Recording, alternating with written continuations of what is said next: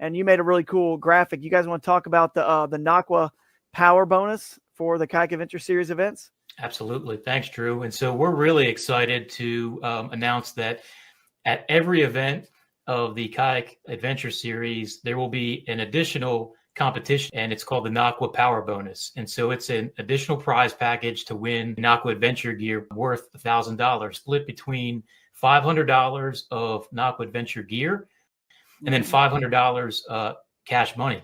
And it's pretty simple to register. When you register for the event, you're going to be asked, do you want to participate as well in the NACWA Power Bonus? Another qualifier is you have to be running a form of NACWA Power on your kayak. And so, whether you already run NACWA, that's awesome. But if you don't, we have some economically priced batteries, and Drew's got it up on the screen, actually, the power bank. So that's a $39.99, 10,000 milliamp power bank. And so we make it super affordable to get entered into the NACWA Power Bonus. If you don't run our power products already. And then you just have to follow NACWA, follow Kayak Adventure Series on Instagram. And it's the top placing angler in that event wins the prize. And so we're really, really excited about it. Hopefully everybody else is as well. And it's just another great addition to the Kayak Adventure Series winnings.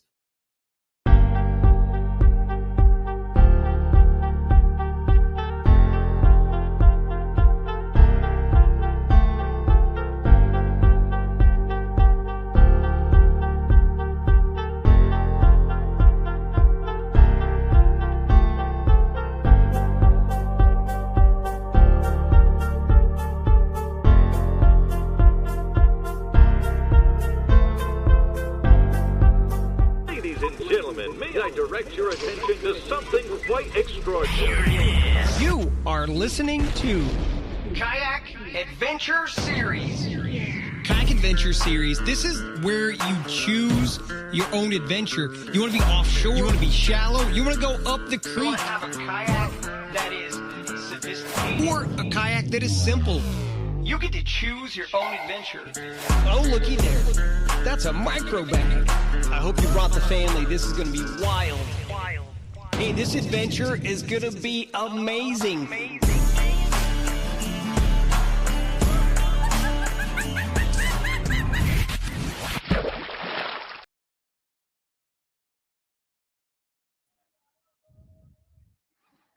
Yo. What is going on, Jake? Not much. Just in the new office here, we got everything reorganized, and I'm trying to get organized. It's tough. Yeah, man. What happened to our background? Hey, here we go. There we go. There's our theater background. New office, huh? That's cool, man. Feels good to be organized. I mean, getting stuff done in the winter, making use of the cold weather. Yeah, I mean, it got really nice last week, and then it turned around, and we got more cold coming, so it kind of sucks. But hey, we'll be in Florida in 2.5 weeks. So yeah, that's right. See, now I just left Florida to fly back down, so it was fun. It was a fun time down there, and like you, just so everyone knows today, thank you guys for tuning in live. We're going to get your comments, your questions. I see a bunch of people on live with us. Jake and I both have sick kids, so at home. Yeah, he was just talking to me. You never know what's going to happen. Wife's here too, but she's not feeling good. So, of course, when I leave, they get the flu. I come home, we have a leaky toilet, right? I got to fix this. It's got running water. The water company's like, you got a leak. And so we got a toilet that's got to get fixed. Of course, my trailer cracked on the way down. Had to get it fixed. Left it down there at Dustin Hoy's house, which is not a better time to shout out Raccoon Creek Outfitters, right up there in the corner, owned by Mr. Dustin Hoy and his family. They do a great job. If you are in the Northeast Ohio region, just anywhere in this Midwest region, go check them out. So thank you guys for sponsoring the podcast live streams. But yeah, left it down there at his house that he has in Florida in Silver Springs with all of the Kayak Adventure Series Ocalapalooza stuff. And thank you guys for signing up. We're seeing lots of signups for Ocalapalooza. We probably got 30 something people signed up now, maybe including team division, individual, micro bag. 30 something signups. So that's pretty darn good for a couple weeks out here. I'm really impressed how many micro bag only people there's been. And this isn't just a trend this year. It was last year too. People showed up and they only fished the micro bag. It's crazy. Yeah, it's cool. I mean, if you don't want to spend a lot of money, but you want to be a part of the adventure and the fun, it's a great way to go about it. $25. So I mean, technically, the only event I fished last year was the micro bag. So yeah, technically, yeah, that's right. I mean, you've kind of like me stayed away from actually like fishing the main event. So I think you could definitely get away with doing a micro bag. No one would have a problem with that. But anyway, I'm excited about this preview show. Okay, Achigan's Mississippi Bronzequest. It's going to be epic. I mean, we've got a full lineup for you guys today. So bring your questions, your comments. I see Craig Besco's already in the green room, ready to roll. We're going to bring him in from St. Cloud here in a minute and get this show started. But yeah, hey, just to recap my event down in Florida, it was fun. Bassmaster Kayak Series. I won over there in Havasu, and as a quick turnaround for the Kissimmee chain of lakes in Florida, and only had that 1 day of practice, which has kind of been what I'm shooting for this year. Had the trailer mishap, which cost me. I had to stay awake all night long on the side of the road waiting for a 24-hour welder and a tow truck. And it was just a nightmare. I mean, I didn't sleep one bit in a sketchy part of kind of Columbia, South Carolina, where it happened. And so that was a rough day for me. But I still made it there. Time to practice 1 day and finished 35th out of 224. So can't complain, all things considered. The weather was incredible. Much nicer than it is up here or where you are. So no complaints there.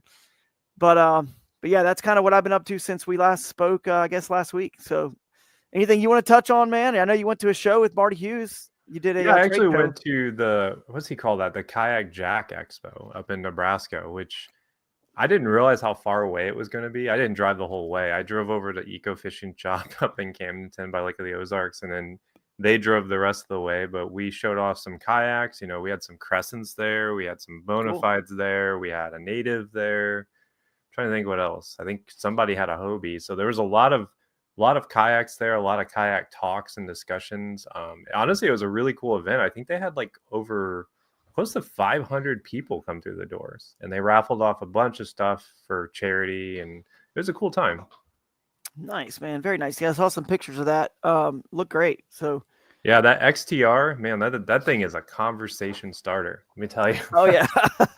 Is it a boat? Is it a kayak? Yeah, there's a lot going on with that. So we will see how that plays, if it does at all, in the Mississippi River up there in the upper Mississippi. I'm sure their RVR will be better, or as Crescent Kayaks is the presenting kayak manufacturer for that event. So obviously we all know I'm partial to the Shoaly, but and it's going to be a great boat for that event as well. Both of those being great river boats. So we'll see. But I think I'm ready to bring Craig in. If you're ready, man, we'll get right to it here. Nothing else I can think of. So let's bring him in. Let's talk about this Achigan, Mississippi Bronzequest. After some bronze, let's bring him in. Hey, Craig. Hello, gentlemen. How are you doing? Doing good, buddy. Doing good, man. As you probably heard, it's been wild. With two young ones and all that going on, Jake and I both have, it's been nuts. I'm not complaining. When I won that tournament on Lake Havasu and flew out there and flew back with the blue trophy, it put me back about a week and a half, because there's a lot of interviews and media stuff, which is not, I'm not complaining. Trust me, anybody out there, please don't make comment. I am definitely not complaining. It was great for the Kayak Adventure Series. I go on the different podcasts and media, and I always kind of touch on what we're doing over here at the KAS.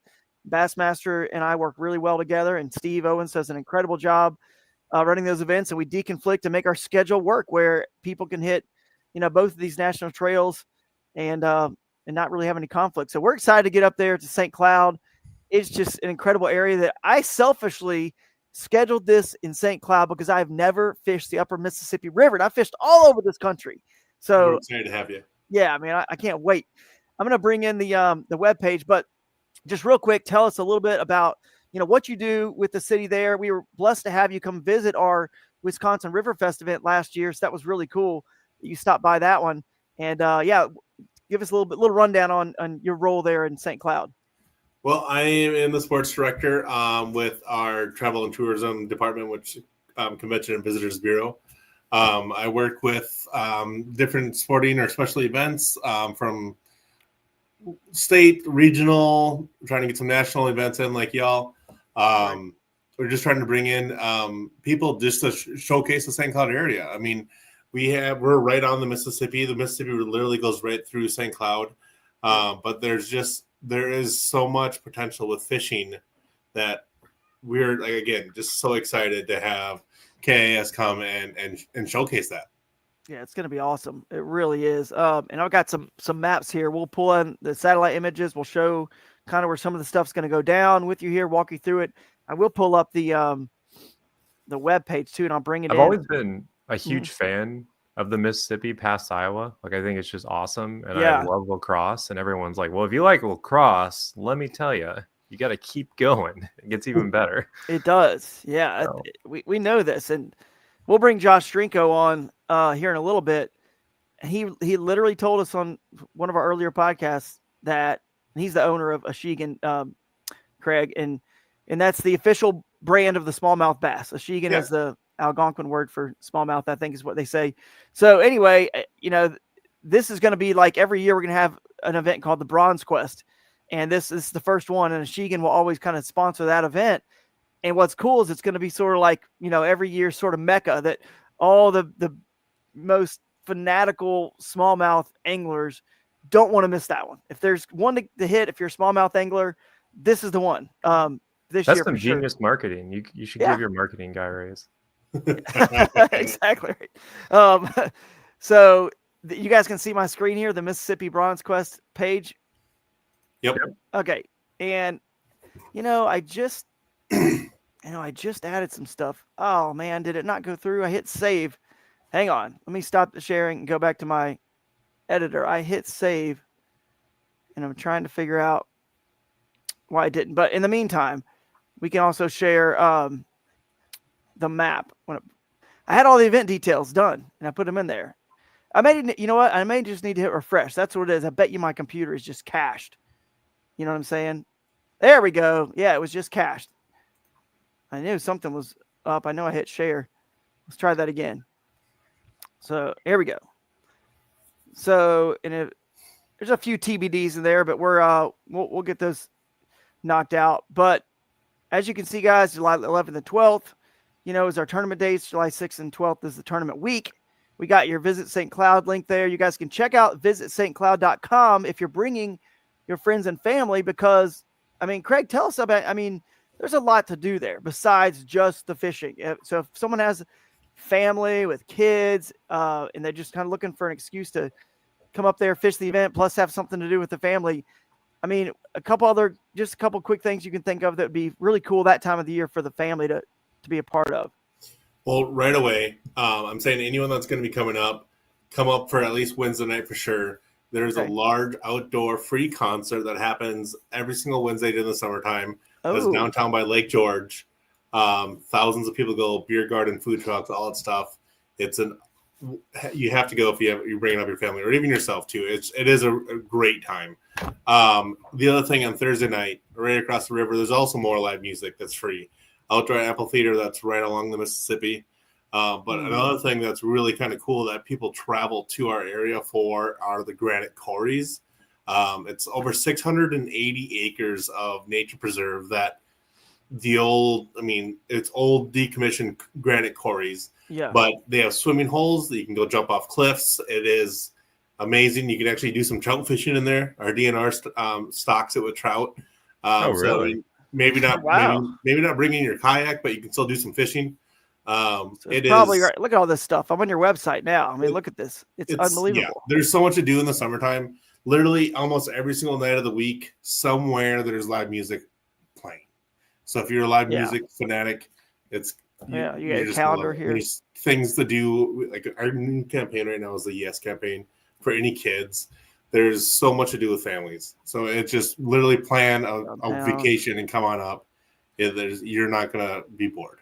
Yeah, there's plenty on this Visit St. Cloud website. Wow, this is awesome. But you guys go check out visitstcloud.com. You can see all the things that you might need to be aware of if you're trying to persuade a particular significant other to. And you can even plan your trip right there on the bottom of that page. It says plan your trip. You can go click on everything and add it to your itinerary, and it'll save it all for you.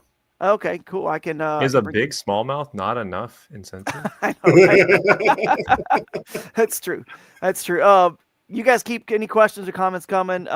Fishing with JT Gramps said he's hunting for a 20, but I don't think you should stop at a 20. I feel like just go higher. That's true. I think what's that Achigan shirt that says Chasing 23? I Quest think for maybe 23. I Quest for got it 23. somewhere. I I mean, probably that's, should have yeah. worn it. Yeah, I left mine in Florida, but anyway, that's perfect. That's good stuff to do in the area. And you know what? One of the things on the website, I'll bring the website back up.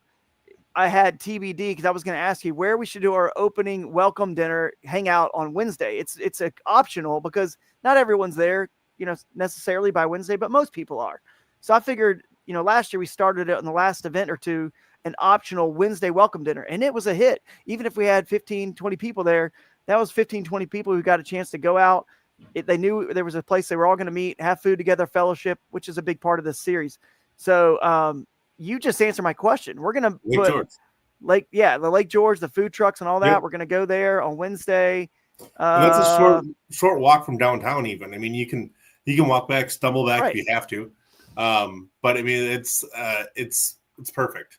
So Wednesday right there, guys, 7-9, the welcome dinner is going to be, I'll add that to the site or have Josiah do it. Josiah's been crushing it. Our high school intern, if you will, who lives right near me. He is crushing it on getting stuff done for KAS. So big shout out and thank you to him for all that he does for us. And Eric Kruger, who will be on the show later too. Man, this could never be done with one person. Jake, as you alluded to earlier, killing it on the social media and marketing lately, promoting all the anglers and putting videos up. I don't know, Craig, if you follow us much on Instagram, but I mean, it's working. You guys are taking you're getting footage out there of these amazing areas, incredible fish catches and some bloopers and blunders, whatever you got. It's entertaining. It's all of the adventure of kayak fishing. Jake is taking Honestly, that. the more bloopers, the better. Yeah, more bloopers, the better. That stuff definitely tends to go viral more. But we're using it and using you guys on social media and getting it out there. If you got sponsors, I know that helps you guys. So keep it coming. Keep it coming. So that's where we'll do our Wednesday welcome dinner.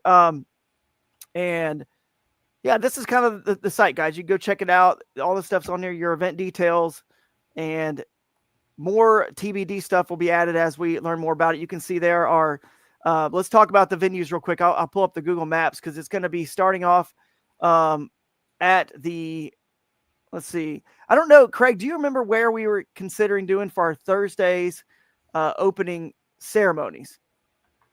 I don't know if we set on that or not yet. I can't remember if we made a final decision. Was that going to be, or did we? Is where people are trying out the kayaks and whatnot? That's our festival right before. That's Lake George Park, Saturday. right? Yeah, I don't know if like Thursday a brew wasn't brought up yet. I don't know if we've absolutely finalized that, or if we were just kind of looking around for the right restaurant or brewery or where we want to have our opening ceremonies. But obviously, we got a long time before this event. We'll get that on here. But we do know that we're going to be at the Pioneer Place on 5th. We know that for the awards, the theater, and then also before that, Lake George Park. So let's pull that up on the map so people can see it real quick. Let me stop sharing this, and I'll share the screen here for the map. This actually does look, looking at this map, it looks like a freaking playground for river anglers. Like it is. Oh, it's going to be crazy. Unbelievable. Like I'm blown away by this. Here, let me just quickly put in St. Cloud, Minnesota, and I'll pull up that map. And I'll share it with you guys. Here we go. So, all right, there we are. There's your St. Cloud. So we will, just so you guys know, we're going to be here at Lake George Park for the festival on Saturday. It's still TBD on the basket brunch and the check-in on Thursday. But this is an awesome little park. And what's cool is we'll have Dan on here from Clearwater Outfitters here in a little bit. And we'll be able to do some kayak demos as well. So if you want to try one out, we got this cool little lake right here. It's perfect. And I don't know where, if you can point, but typically the food trucks are probably somewhere in here on this parking lot, I guess. They're actually in the grass, just north of the parking lot. Yep. Perfect. So right here. And then you can see the stage. Yep, the stage is right here. And it's filled with people. So that's perfect. We'll be hanging out there, putting some vendors, tents up, whoever shows up to that particular, whichever sponsors show up to that one. And that's very close to the water. So it's going to be easy for you guys to hop in, try a new kayak. Yep. Like I said, we got 6 great kayak manufacturers who sponsor the series. Crescent Kayaks, who I work with, is the sponsor of this event. We actually have a cool special announcement. Maybe we'll get into that later. We're not going to tell the announcement, but I will tell you that we are, I don't know if that's lame to tell people about an announcement that's going to happen later, but I'm announcing there will be a cool announcement at this event for Crescent Kayak. So Call me lame if you want, but this is a cool spot. Plenty of parking. I mean, that's a lot of parking. We might fill that up. I don't know, because this park's still open to the public that day There's as well. even parking to the north too. Okay, parking to the Yeah, north. I know that's always a point of contention for a lot of kayak anglers because they have their kayaks in the. Yep, right here. Yeah. Yep, trailers and kayaks. So, I think we'll be okay. But you guys could probably line up. Probably utilize this area here. Even on the streets. Yeah, And, we'll have some cool kind of jumping ahead, but we'll have some cool security things that we want to show off this year, which is a special kayak lock, which is going to be really popular with these kayak guys, especially when you're leaving your kayak in like just a random parking lot. So that is. I'm actually really excited for that. I think that's going to be awesome. Yeah, I am too. That's going to be good.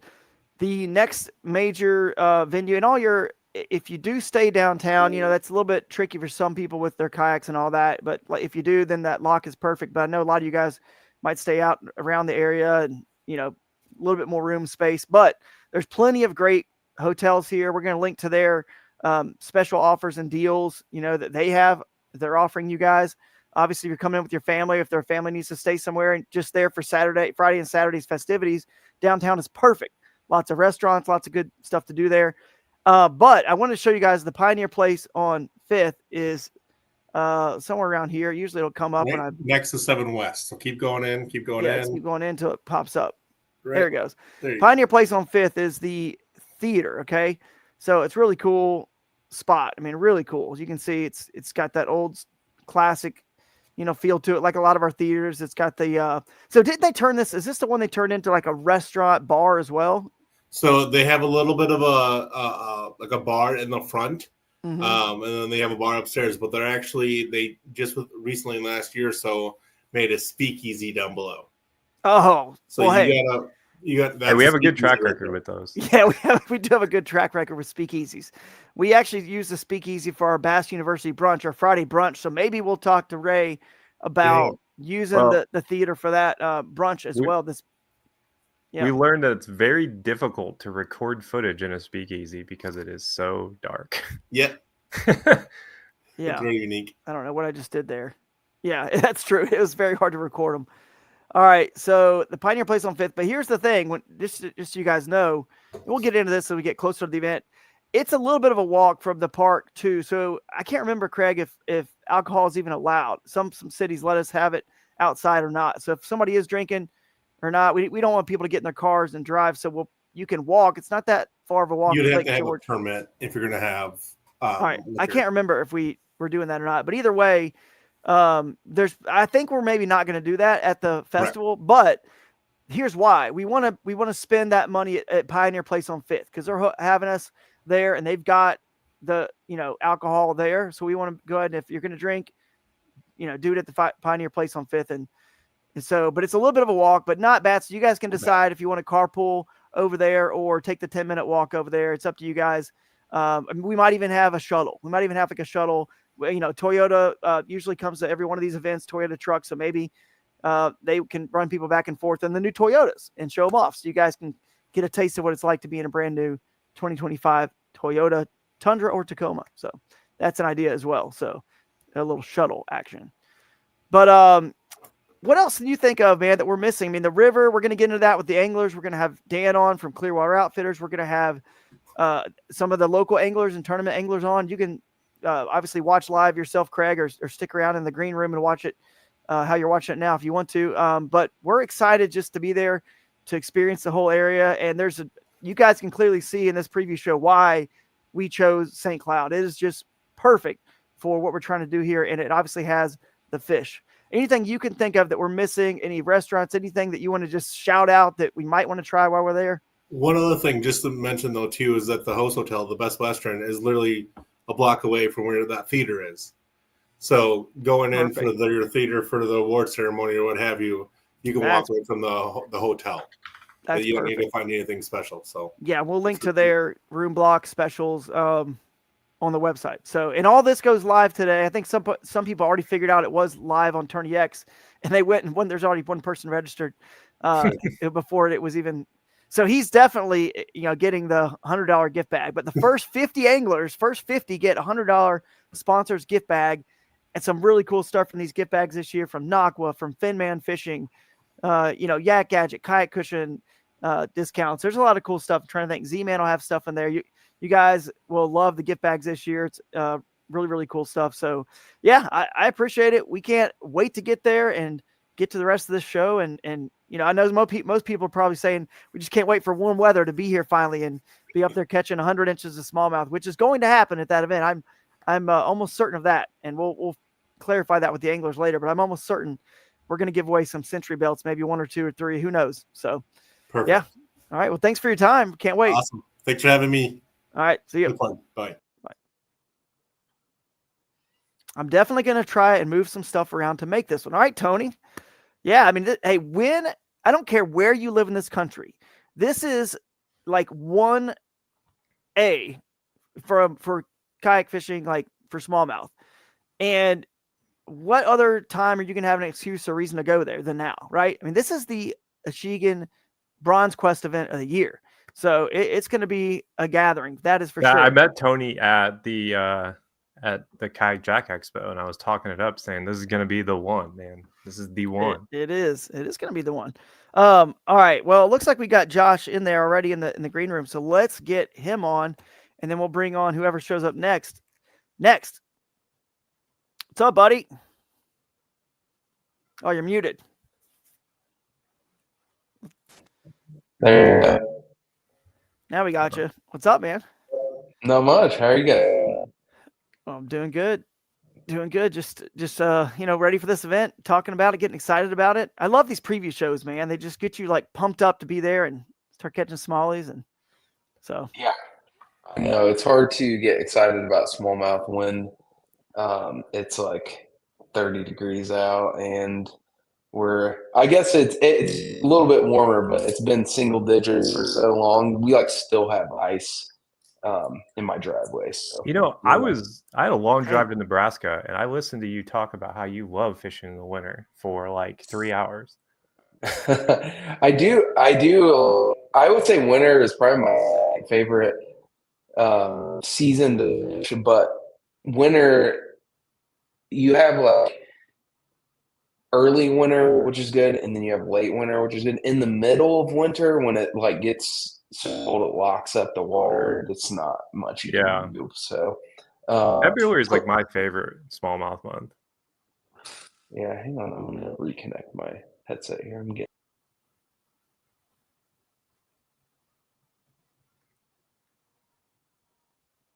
we lose Drew? Are you there?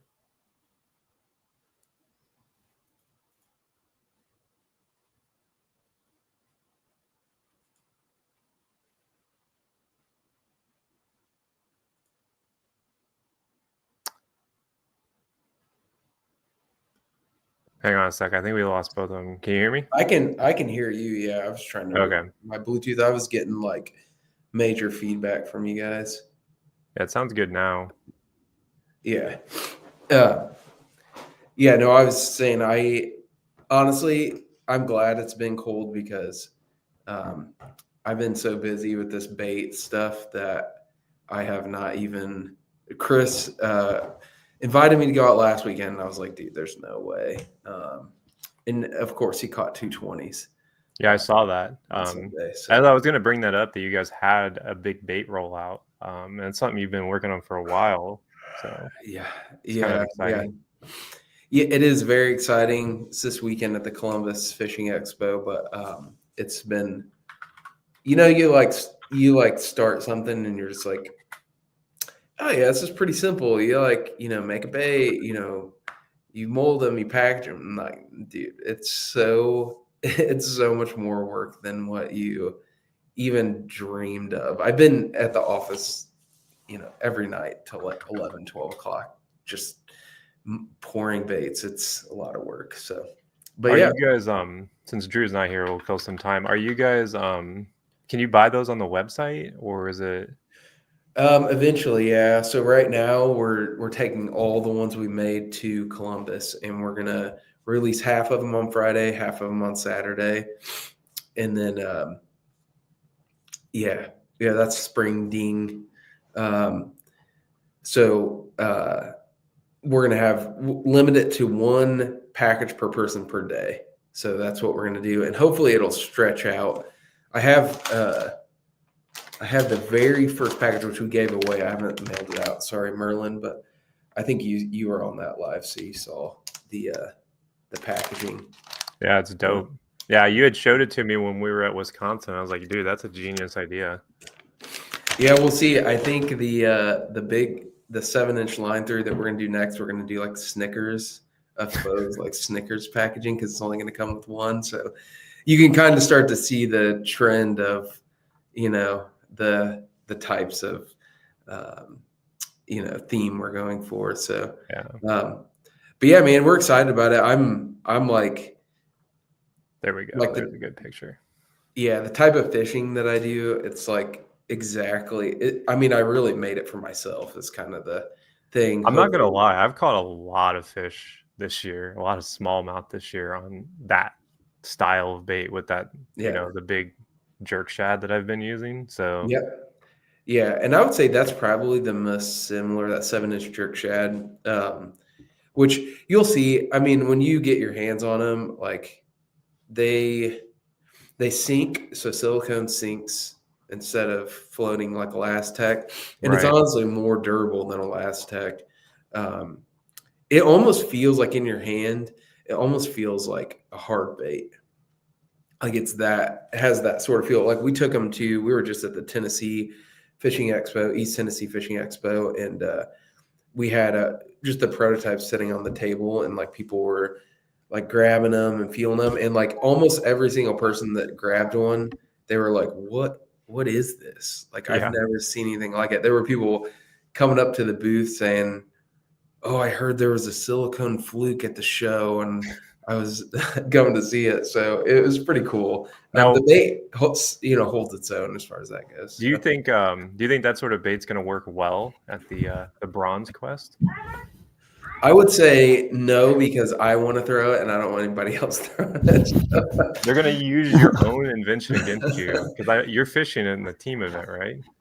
Yeah, I think I actually was going to tell you guys, I think Chris and I are teaming up. So Team Wet Boy, I convinced Chris to come up. He already took time off. We're going to get an Airbnb, hopefully get some guys together to go up there. And it should be a good time, man. I'm like really looking forward to, that place.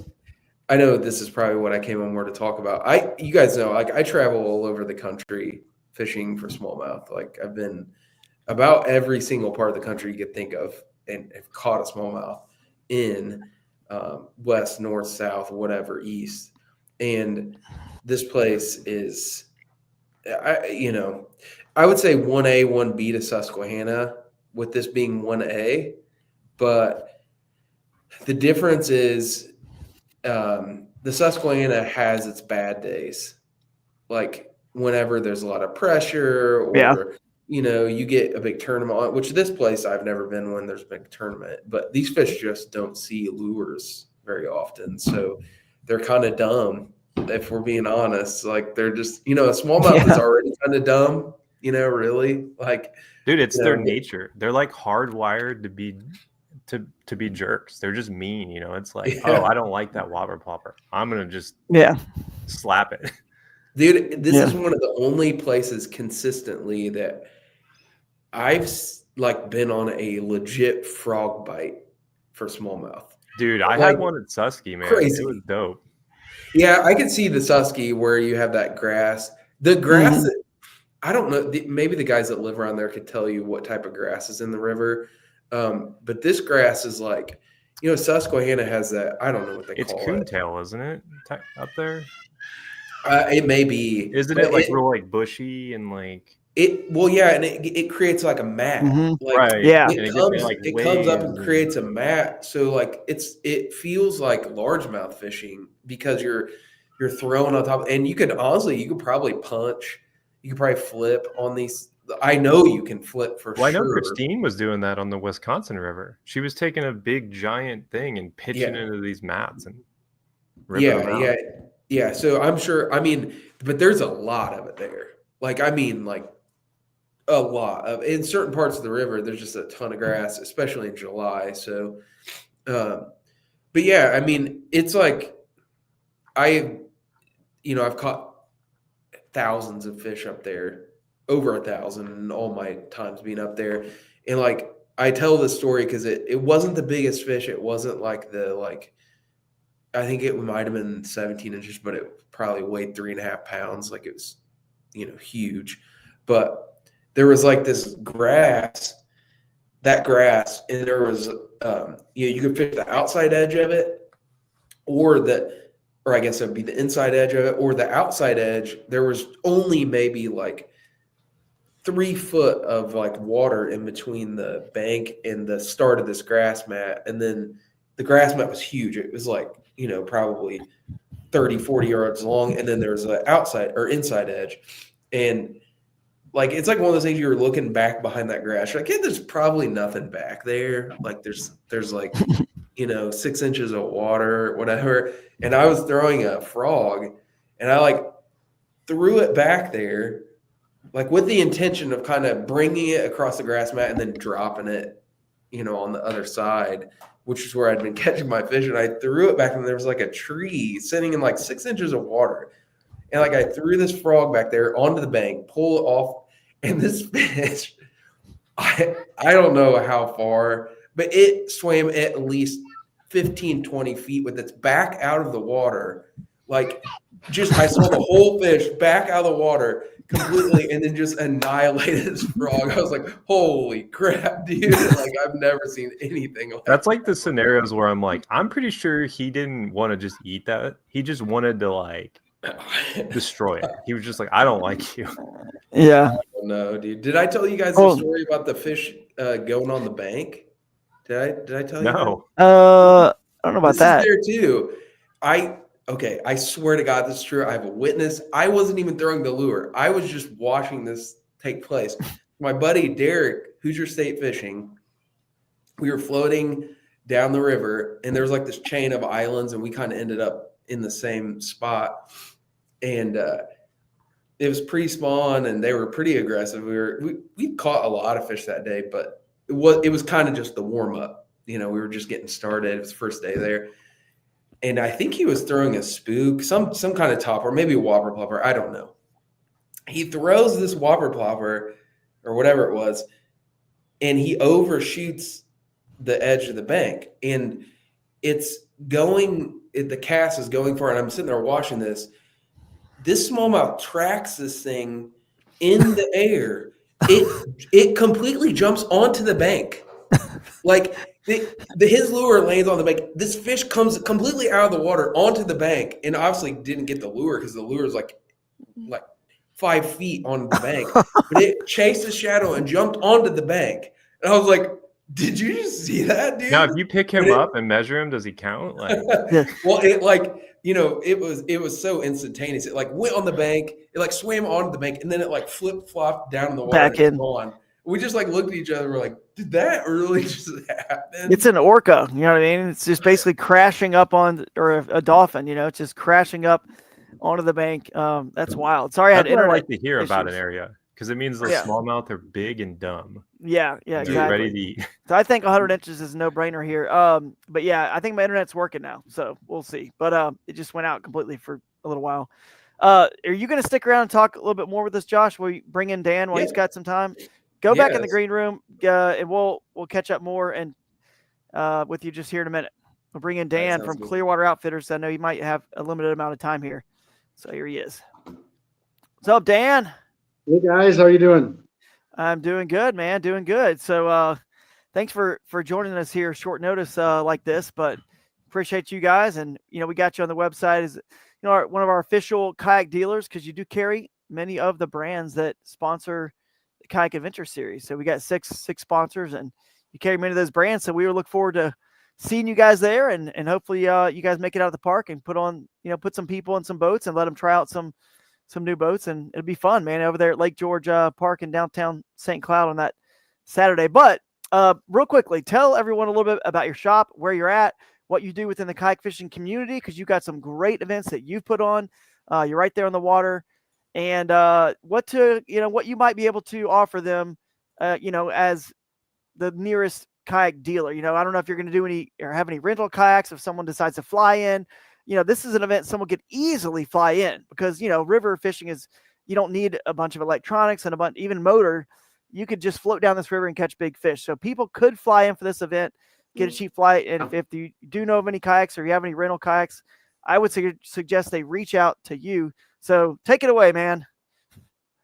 Yeah, we're happy that you guys are coming, and we are a paddle sports specialty shop and outfitter located right on the Mississippi River. So we're about 13 miles downriver from St. Cloud, but we run shuttles daily, usually between St. Cloud and Becker, which is downriver from St. Cloud. So we have a full fleet of fishing kayak rental boats, along with canoes and kayaks and paddle boards. But we do specialize in kayak fishing. Kayak fishing.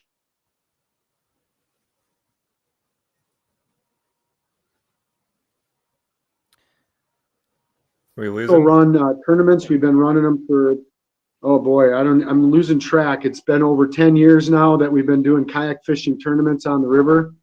And we were doing 2 a year for many years. And then after COVID, we switched to 1 a year. So we've run tournaments in the summer, and then usually every fall we'll run a tournament, kind of the last September weekend of, or the last Saturday of September. And yeah, here it is right here. What's that? I pulled up the link to show them. It's on September 27th. They've already got the date booked on the website. So. Yep. Yeah, and it's usually sell out. We'll open up registration, usually about 4 to 6 weeks before the tournament, and we get a lot of support from all of our the manufacturers, and we do carry quite a few top brand fishing kayaks, and looking forward to those shipments coming in this spring. Yeah, that's exciting, man. And you get good turnouts at your events too. I mean, the tournaments you put on. I remember we talked in the past when you were getting like 100 people, right? I mean, 100 plus sometimes. Usually we max it out at 50.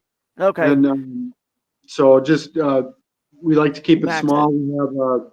We do rentals for the tournaments, but a lot of people bring their own. We'll run shuttles for people, and then we have a big party and award ceremony afterwards. So we like to keep it a little bit more intimate and right. Have a familiar face. Mm-hmm. Nice. Well, very nice. Yeah, I remember that's what it was. You guys maxed out, and you sign up. You sometimes fill up pretty quick, so max it out at 50, and who knows how many we'll get for this event, but we're definitely looking at over 100, and hopefully we can get into 150 or 200 people, because I know this is a destination for so many kayak anglers, and like we've talked about over and over on this show, what other reason would you ever just pack up and head up there, and this is a great excuse to do that. So just to give you another idea of the amazing smallies that in the tournament we do is just strictly a bronzeback smallmouth tournament. But I did some just calculating a couple years ago, and the top 40 fish that were registered averaged about 18.5 inches. So the smallies between 17 and 22 are just plentiful in the river. They're all catch and release. And, it's just, I think the last gentleman that was on talked about how, some rivers, maybe hit or miss. But, our regular anglers that come out and fish, they always have good times. I think it's just a matter of whether they get 10 or 30 on a given day. Yeah. What's funny is this tournament, Minnesota has a law that you cannot use 2 rods at one time. And so we allow that in our rules. We allow 2 rods at one time, but we will not be allowing it at this event, obviously, because it's state law. But man, if you could, I bet you could just throw back in there, and all the ones chasing your other fish, you could just catch 2 at a time and just have a crazy, chaotic, fun situation. If you find a good hole behind an eddy or something like that, a lot of times you can pull 2, 3 out of that hole. What's the law on A-rigs up there for Minnesota? Is it 2 hooks? On what? The Alabama rig? Alabama rigs, the umbrella rigs. I don't think there's any special rules with that. We'll Because ask. you could do the double we'll ask whopper Kruger. flopper Yeah, where yeah, they you could. run them in tandem. Yeah, you could. We'll ask Eric. Either Scrivener or Kruger when they come on. What they know about. Yeah, they should know. Those guys get out a lot more than I do. I just help get people on the river, so I don't get out as much as I wish I could. One hook A-rig, says Scott. So he would know. Scott knows. Yeah, Scott knows. Scott already. So shout out to Jeff Daly and Scott Stolman. They just registered already during the live show. So sick. Yeah, they're already in the game. They're going to get their $100 gift bag as being one of the first 50 to register. This is exciting. Well, you guys, you run shuttles. So during practice, now if someone wants to get a shuttle in practice or even during the tournament, that's a section you normally don't do it. Are you guys going to be able to do that, or have enough people that can maybe help out, or do you think it's probably a little too much to ask? We do regular shuttles daily between St. Cloud and Becker, but we'll do shuttles anywhere along the river. We just might have to make arrangements for it. Right. Yeah. Perfect. And in this event, there's going to be anglers taking out and putting in all up and down that river, which we'll show the boundaries here in a minute and talk to the anglers about it. So what I typically do in a tournament, it sounds kind of crazy, but I mean, if you don't have a shuttle already lined up, you just put in and just float down, because you don't know where you might want to stop, you know what I mean? And just go wherever you want to go and take out wherever. We give you guys a long time to upload your photos. How's cell signal on the river? Pretty decent? Or we give the cell phone signal, is it pretty decent up there? It's pretty good everywhere. Pretty good. So you got an hour and 15 minutes on Saturday, hour and a half on Friday to upload photos. So just float down and take out wherever. You see other anglers there, you can hitch a ride with them, call you guys. Might be a short notice, may not be great, but either way, you call a friend, call someone else that you know that you're staying with at your hotel or Airbnb, and they can come pick you up after they get off the water. I wouldn't stress one bit. We're going to have people all up and down that river, so you can get a ride, no problem. If it's not from Clearwater, it'll be from somebody else. You guys have all the stuff kayak anglers would need at your shop, so go check them out, guys, at Clearwater Outfitters. And I think that was.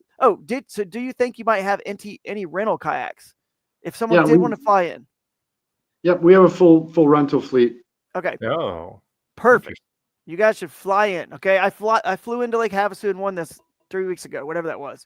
So you can fly in to a tournament and do well, and especially on a river tournament like this. So it's definitely something to think about, guys.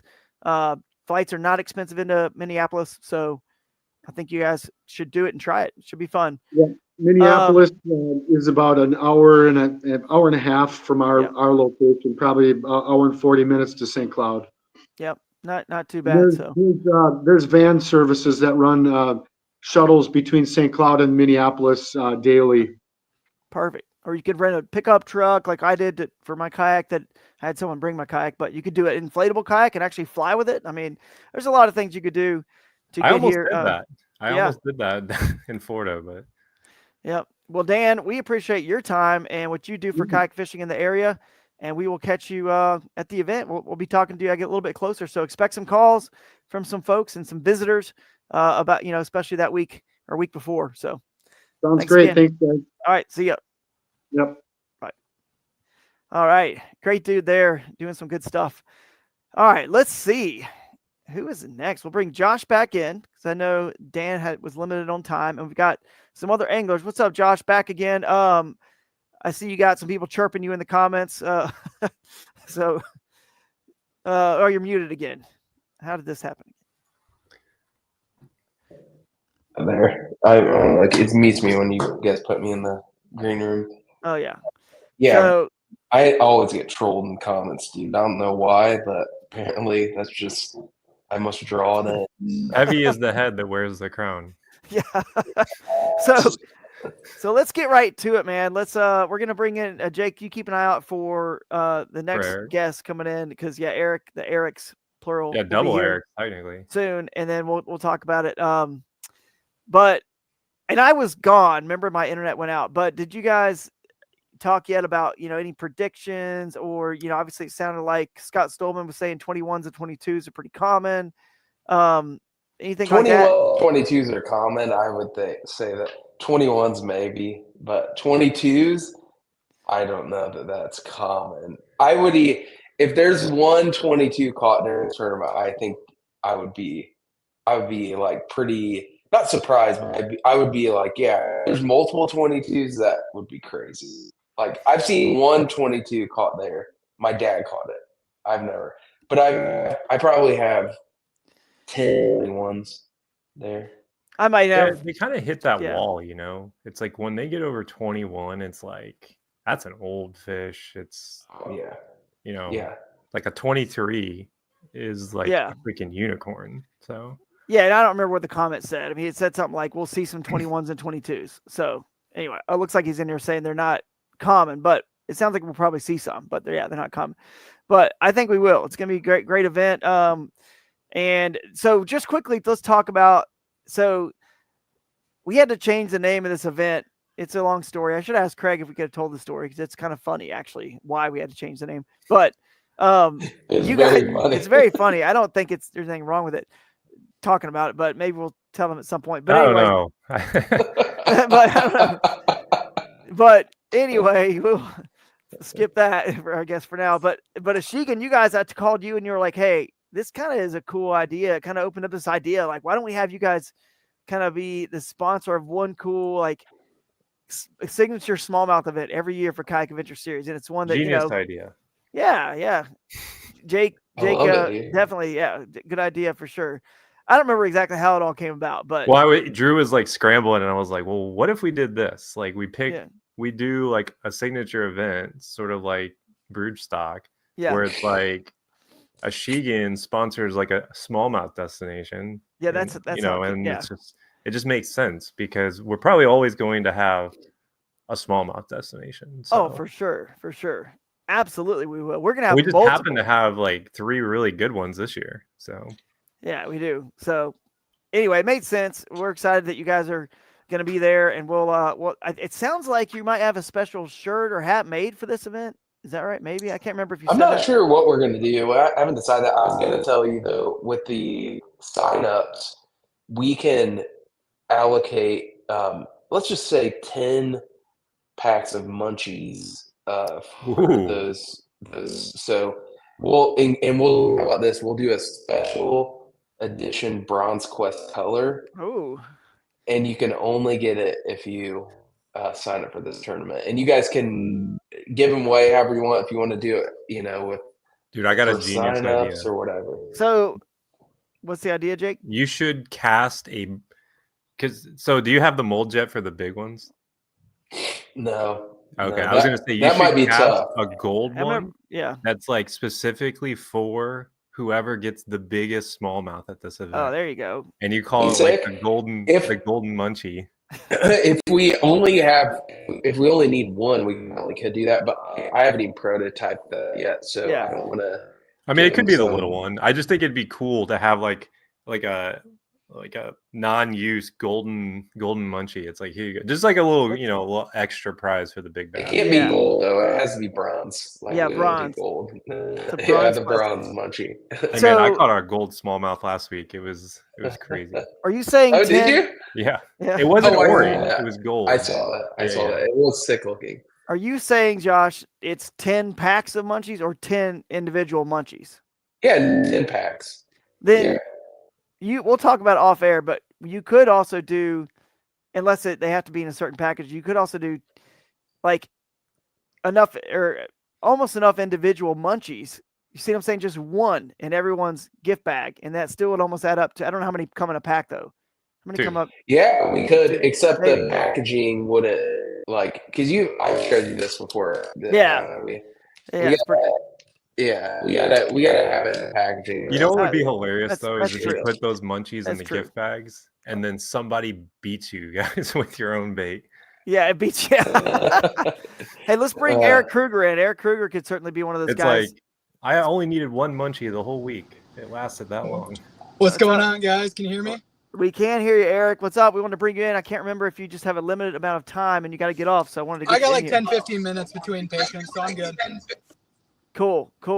So Eric, tell everyone a little bit about what you do up there with Slay, Minnesota, Slay Nation, Minnesota, and then also what you're doing with us with the Kayak Adventure Series, because you've been helping us out in a big way, and we really appreciate it.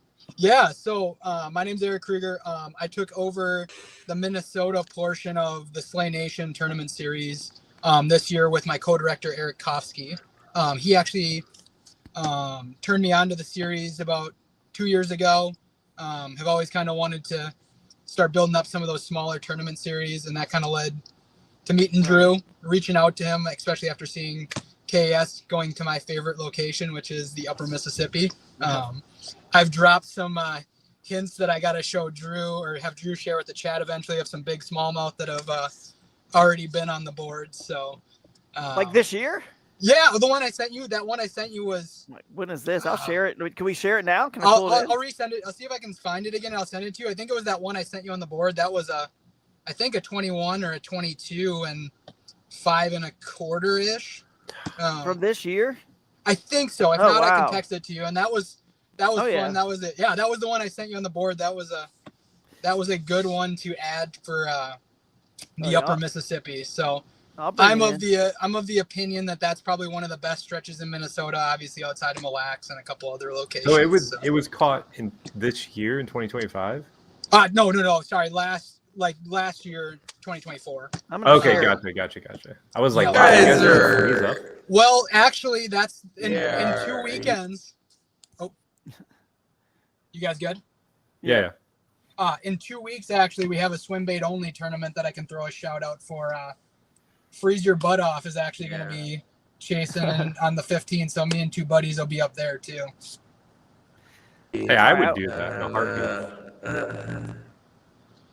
Josh, you area where the power plant is. Josh, can you hear Sounds me? choppy. Josh is like a robot. Hang on. He's probably dying. But I guess while he's fixing that, I guess I can fill in the other part with KS. Drew and I got to talking, and I'm going to be kind of helping onboard local clubs throughout each of the tournament stretches. So the big thing that we spoke a lot about is getting education out to both local clubs and then solidifying that to national events. So the big thing that my role coming in with the KS is going to be helping give information to local teams, especially around the Minnesota area, or with a Call of Florida coming up, giving a platform to these local clubs to bring in people, get them to experience KS as well as local event series, but then have them stick. Because the biggest thing that we notice a lot of times is a big national tournament comes in, we get a bunch of people, but then the question I always hear, which is why I came on for the Slay Nation area, is what do I do after that? Like, I know I want to compete more. I want to have some camaraderie. I want to build things. And that's kind of what we're really doing with KS is how do we be that bridge to big national events that are bringing in 100+ people down to local clubs that are bringing in 20 to 50 people. Right. And you are holding a joint event. Is that right? Or you just have an off weekend for this one? For which one? You, for that. Yeah. For this. We're gonna have a Bronzequest co-event for that one. So we're gonna do. Perfect. I plan on having a co-event with that one. I haven't. So that'll be the first time a lot of people have heard about it because my schedule is gonna probably come out in another month-ish. But for sure we'll have probably 2 events in July for mine. One at the co-event and then a single one that's gonna actually be on. I'm not sure yet on that one. When you get your schedule, when you get your Tourney X page made or whatever you guys use, let me know and we'll link it and we'll get it going on the website. We already got you guys listed as a joint event there, so that's cool. And I've got your fish here. So let's pull it up. Well, it needs to be rotated, I guess, but I don't know if we can rotate that on the fly here. That one was, man, I think the date was still October or November-ish on that one too. So that was later winter. Like I said, shallow water fishing. Still, I mean, the big thing with the Mississippi is you're going to be a lot of clear water, a lot of shallows. Depending on the year, especially in July, you might end up wade fishing like the Susky at certain points, just because it can get pretty shallow about July, August. But with the map boundaries, I don't know if you guys talked about that. I wasn't able to sit on the live stream. You're going to have a lot of diverse opportunities to fish that. There you go. That's better. Yeah. That's just like a solid smallmouth. Like it's not fat. It's just long and muscular. That thing was fun. That was and I'm guessing Eric Scribner, who you'll have on next, will have a lot to say about different ways that he's caught some of the big ones too. So it's going to be My opinion, this is just early opinions. I'd say if we're doing best 10 fish, you're going to have to probably have a real solid bet. Yep. Is it best 5? Is it best 10 or best 5 on that one? 5. 5. You're going to be closing in on 100 plus easily. Yeah. Like, hey, Eric, what's your guys' snowpack look like right now? Do you guys have a lot of snow on the ground? up in St. Cloud when I was scouting for the tournament in 2 weeks, they got about 4 inches of snow, but we're pretty barren here right now. We don't have a huge snowpack, which is a big concern for water levels. Yeah, when I've been up there in the springtime, I would like trying to figure out if we're going to get flooded out and calling up there, and they'd be like, yeah, there's 70 inches of snow pack on the ground right now. I'm like, holy crap, apparently that's like normal. But it might be a little bit further up in Itasca. So the big thing, obviously, with flowages, and like, we're not in Wisconsin, but the big thing that we usually deal with is usually that water transversing down from that Itasca area. So I'd have to look up there, and I could get a better look at that. But like even Monticello area where we'd be is like 4 to 6 inches right now. So that's kind of been the battle the last 2 years, is concern for low water marks. So that's going to be the interesting thing for July, is you might have some wading opportunities or some areas that I know Drew and I talked about of kind of offshoots into some creeks and back channels that usually are going to only be accessible with a kayak anyways. So early July, it's a good thing we have early July, not late July, August, or September, because, man, it sounds like it's going to be a little bit lower on water level this year. So we might be hitting this thing perfect. That is a great time, in my opinion, for like, if I was going to pick a date, would be that early to mid July. Like, you're going to have a lot of fish. I mean, I think I looked back last year or 2 years ago, we had one on the same stretch, smaller stretch that you guys had. And I believe the winner was 96 3/4. So yeah. Okay. Well, I'm excited to see if we can hit 100 or multiple people can. I think somebody will. We are going to talk about the water now, the eligible water, if you guys want to look at the map. Before that, over here, Joey from Bass Raft saying he's got an extra Bass Raft if anyone wants to fly in. So that's one person offering it. You got the kayaks from Dan at Clearwater. Maybe I'll fish out of a Bass Raft and fly up there. Yeah. That might be exciting on that river. All right, let's go to the map and see what you guys think about this. I'm going to share the screen, and then you bounce whenever you need to, either one of you guys. And if you see Scrivener, hop in, pull him in, Jake.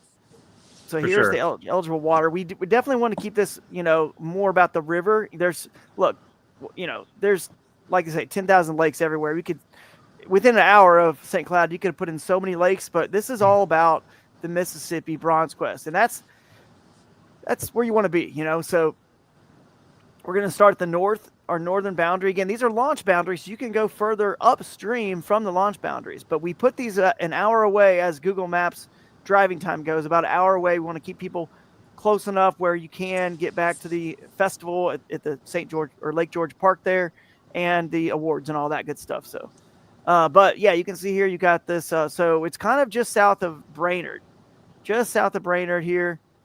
And there's another river that comes in here. What's the name of this one? The Crow Wing. Yeah, looks like there's a dam right there. Dude, that looks sick though. Yeah, it's kind of cool. We got a lot of stuff happening in this zone, and we'll make our way down, and you can see.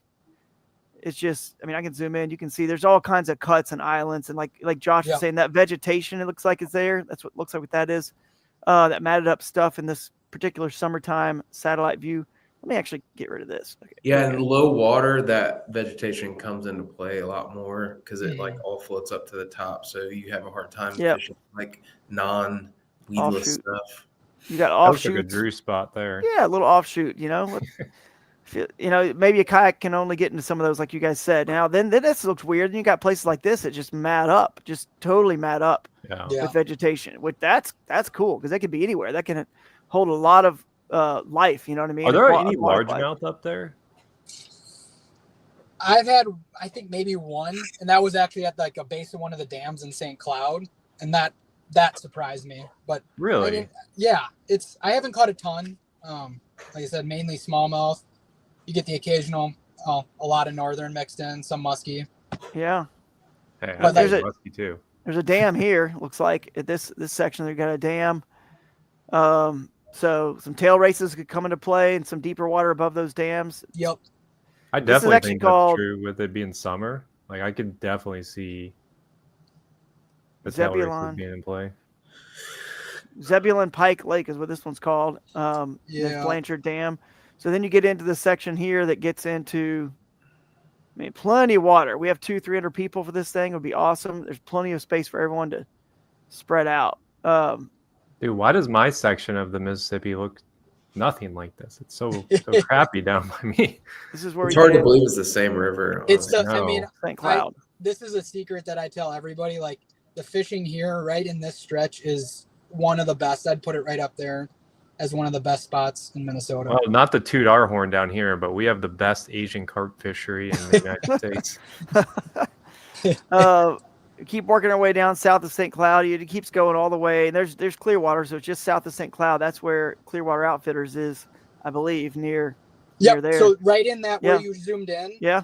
that bridge, if you go up, it's to your right, directly to There your it left. See is. that? Yep. So they put Yeah, in right for there. people that need to know that. I don't know if Dan let people know he has a shuttle service that does Yeah, a 10 he mile. did. Yeah, time. yeah. Okay.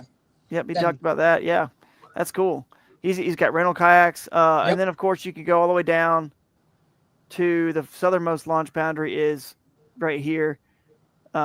This Yep. I don't know what that is. That ramp there, And then there should be a Mississippi dam. West, There should Yeah. be a dam just below that in Anoka. just That a lot of downstream people- here. Yeah, it should be kind of right in that Anoka Champlin area. Here it is. That one. Let me see. Yeah, that's the one that's downstream of that. Yeah, Yeah. so that's a really good boundary stretch. Or yeah, there's Anoka. So Yeah, it's just downstream. So you could, if someone had a motor, they could get from here all the way down to that dam, I guess, if they wanted to. Now, the only other stuff we have in play is that anything that's blue with a boat ramp on it, that's a lake. So this actually is a lake that's dammed up. It's called Orono Lake. And if you see here, there's a little dam off this, I guess it's the Elk River that they dammed up to make that lake. So we put that in play.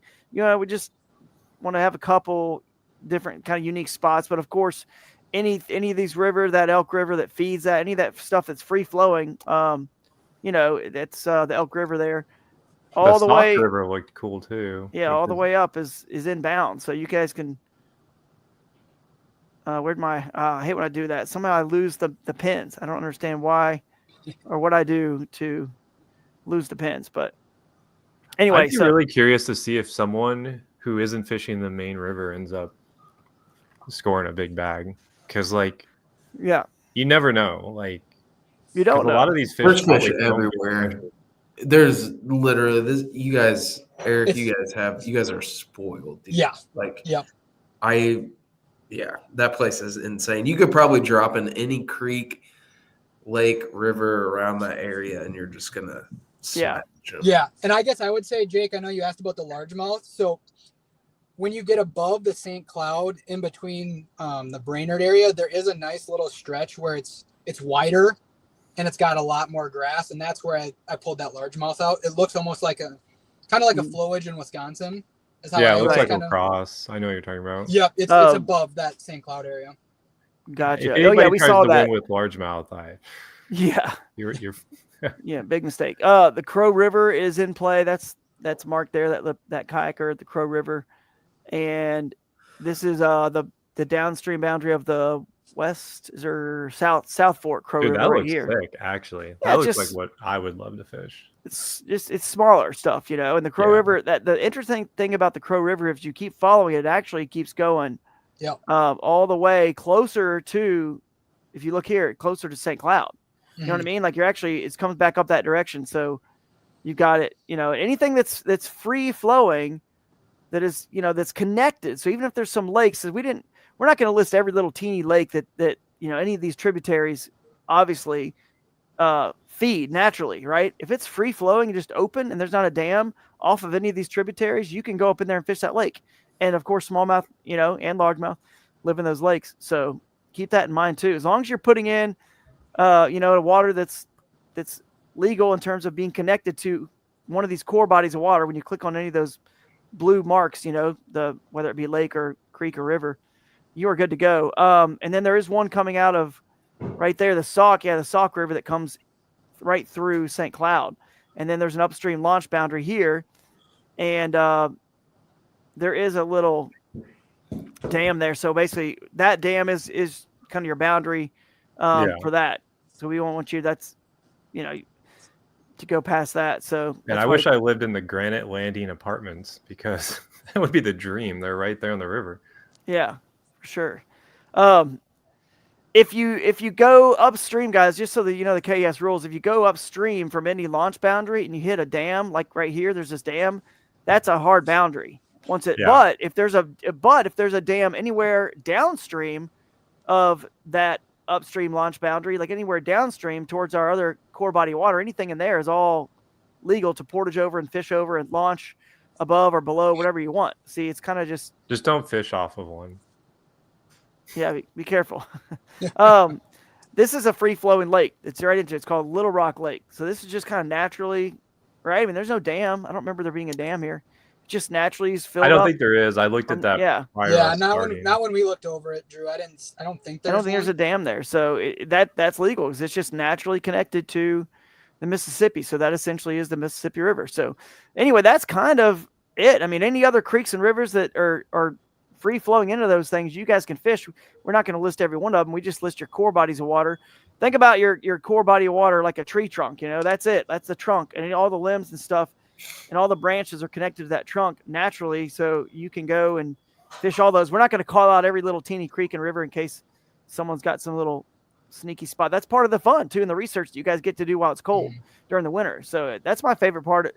Some of my favorite parts, honestly, if not my favorite part of tournament fishing, is looking at and scouting out through satellite imagery and maps and trying to figure it out. So yeah, I'm pretty excited to see what happens at this event and what people find, because it's a lot of water in play. That's for sure. Looks like other Eric has arrived as well. That's perfect timing. I got to rock and roll, guys. So I'm looking forward to this event. It's going to be awesome. Sweet. Thanks, buddy. We'll swap out Eric's. Yeah, I'm going to hop off here too after I tell Scrivener hi. What's up, dude? What's up, man? Not much, man. I can't wait to see you again and hopefully not get beat by you this time. Well, I'm hoping to beat you again because it was a lot of fun the first time. So yeah, beat you with your own baits this time. Yeah. Yeah, he's gonna beat you with your own baits. I would love it, Scrivener. You gotta get a munchie. You have to throw a munchie at this tournament and just beat Josh. And he's gonna nose hook it too. So that's right. Yeah, if it's grass, man, I might be throwing the weedless version. That I have a feeling with you guys not having a lot of snowpack, it might be pretty low by that point. So I guess I'm further north, but up closer to the headwaters, we actually a really good snow year. Oh, okay. Further south, they have a lot less, but I'm closer to the headwaters, north of Brainerd area, basically, and we have some of the best snow in the state for snowmobiling and whatnot right now. So, sick, nice. Yeah, I've been there both when it's been low and high, and I definitely prefer it high, just because it just opens up so much more fishing space. But yeah, dude, looking forward to seeing all you guys out there. Drew, I'll see you next weekend for maybe a day or so. Yeah. On Friday, I'll be at the Columbus Fishing Expo. I'll see you there. I need to have Drew buy me a pack of those. Can't wait to see Munchie. Yeah, I'll get you back. Drew's going to be swim bait flipping, dude. He's going to buy as much as he can. I'm going to put my double frog hook is going in the Munchie. That's for sure. I'm going to find a way to make it happen. Honestly, I was thinking about that because don't say anything. We already have plans for this. Drew knows because I asked him about what. I was sick. I figured you were asking. You need to perfect it though. The 7-inch one is going to have a line through, and it's going to have a double frog hook on it. Dude, I've got some modifications you should consider. Yeah. Well, we haven't even made a prototype, so it wouldn't be modifications. Yeah. That's right. It'll be the. I'll talk to you guys later. Good to see you, buddy. All right, see you. All right, see you. Steve Baker trolling him a little bit there, with any man with a mustache is getting trolled. That's funny. All right. So, I noticed by the way, JT Hickman has already signed up. So people are signing up right away. They heard that Josh was giving away munchies to like the first 10 anglers in those gift bags. So the first 10 might have a little bit different gift bag than everyone else. But Eric, what do you think? We talked about it a little bit. I mean, what are you feeling like? There's not as much snow there. You guys are, not quite as much as years past. July feels like it might be perfect early July for water levels compared to, obviously, if we could have put this in, August or September, and it sounds like it would be really, really low. We actually moved it, if you recall. We I don't know if we ended up moving No, it. you never ended up moving it. Yeah, You we talked kept about it. We and kept then- it. Yeah. Yeah, we kept Right. it. So the tricky part is this is the weekend before ICAST. So anybody who's coming to this, which And my wife's again gonna love that. doesn't affect a lot of people. Yeah, I mean, if you go to ICAST, I might not go to ICAST. I mean, I've been so many years in a row. It's like I don't know how much new stuff really always happens at ICAST. But anyway, it's not a big deal. We like to use a weekend that we know Bassmaster's not going to use and any other national trails, and we end on Saturday. You know what I mean? So it's a little easier to get to ICAST by like Tuesday or Wednesday when you can even take a flight right out of Minnesota to Orlando. Uh-oh. His Okay. internet might have died again. No. I died. No, you're good now. You're back. I got you guys. Oh, I was going to say you could take a flight out of Minnesota Mhm. and then Yeah. down to Orlando and then just fly back. They're there a couple days for ICAST, fly back, then drive home. So it's not that hard, but we know that nobody else is going to use this weekend. So it's a good weekend for KS to kind of own. Maybe Father's Day is going to be that in the future for us. We use that. There's a few weekends that kind of are going to become like a standard KS weekend that other trails aren't using. But Eric, let's get to this event, man. You think a Century Belt or two is going to happen here? What do you think? I do. I think Century Belt, if you want to be in contention to win it, there's a crazy amount of 20s that come out of this river. And, I've never got a 22 out of there. I know they come out and there's rumors of 23s, though I've never You're just seen saving one. it, man, for this tournament. Never seen one on a board from this stretch, but I'm hopeful we will in July. But yeah, I mean, big fish, lots of them. So just a lot of fish in general. Just to compare it to Wisconsin River Fest, because I feel like that's the most obvious comparison. Like, I did pretty well in that tournament, and I think I only caught about 10 fish the whole tournament. It wasn't a ton of numbers, but they were quality fish. Right. The Mississippi, this stretch, like, it's numbers of quality fish. And the cool part about it is, like, I know a lot of guys mostly fish the southern stretches, and I'm sure they're all convinced that's the stretch that's going to win, like down by Monticello where they hammer them in the winter and whatnot. But I mean, this could honestly be won on almost any stretch that's in play, which is just crazy to think about. Like, I went through the maps, and I think there's about 113 river miles of main stem Mississippi in play. Honestly, almost any stretch of that could have the winning 5 fish, because with the format, I mean, you only need 5 really good bites, and you're going to get that out of any stretch. It's just, is it the right 5 bites, which is kind of a cool. That's kind of how the Susky is too. Like, it could be one on any like launch on the main stem, right? And it's just, did you pick the one that has the less people, really? I mean, right. Can you get away from people? Yeah. So we got another angler or two who've registered. It's like a register-a-thon, like a telethon. Drew's over there on the old school phone talking to people. Yeah, and it'll be fun to see how people catch them, because, and maybe Eric Kruger talked about this, but there are stretches, like a lot of the stretches that are in play are going to be your typical river fishing, shallower water kind of stuff. But like, they're big enough fish that, somebody throwing big 7-inch glides could just crush them if they're in the right mood. That said, one of the deeper stretches, throw and drop shot with live scope might be the deal. Like, it is the full gamut. Like, hey, we don't discriminate here, though. Yeah, no, I fish how you want either. And if somebody can do both of those things and put together a really big bag, I am even more impressed. I'm actually really excited, since I won't fish the tournament, but I'll get up there early enough to fish a little bit. Oh, we lost Drew again. But I'm really excited to kind of look at some of these like offshoots, like the Sauk River, the Crow Wing River, just to like explore a little bit on top of, the main river. Now, I don't necessarily know if those are going to hold the biggest fish, but one thing I've learned about up north is these fish just don't get pressured like down here. It's like you have a chance to actually find like the dumbest fish that live. It's like they haven't seen a whopper plopper ever. So to them, it's like, oh. Yeah. Well, just a heads up, man, my internet went out again. I'm back on my wife's hotspot, but I don't know what's up with our internet here. I got a call about that. But Merlin now, just in that short amount of time, Merlin Hammer has signed up. So it's sick. They're rolling in here fast. And I want to see us hit 200 plus people at this event. I don't know why we can't do it. It's a destination. And there's tons, like you just said, Eric, tons of river mile in play. And you probably didn't talk about this. I wasn't gone long, but I want to ask you, what do you think the odds are of any of the creeks and tributaries being in play too? Because that is I what mean, we there's just talked about lot. while you were Oh, gone. it is? Yeah, oh, get sort out of. of here. Well, we started to, yeah. And then you came back. Yeah. So I mean, I think again with the 5 fish between the 2 days format, I think it's a very high chance that could play.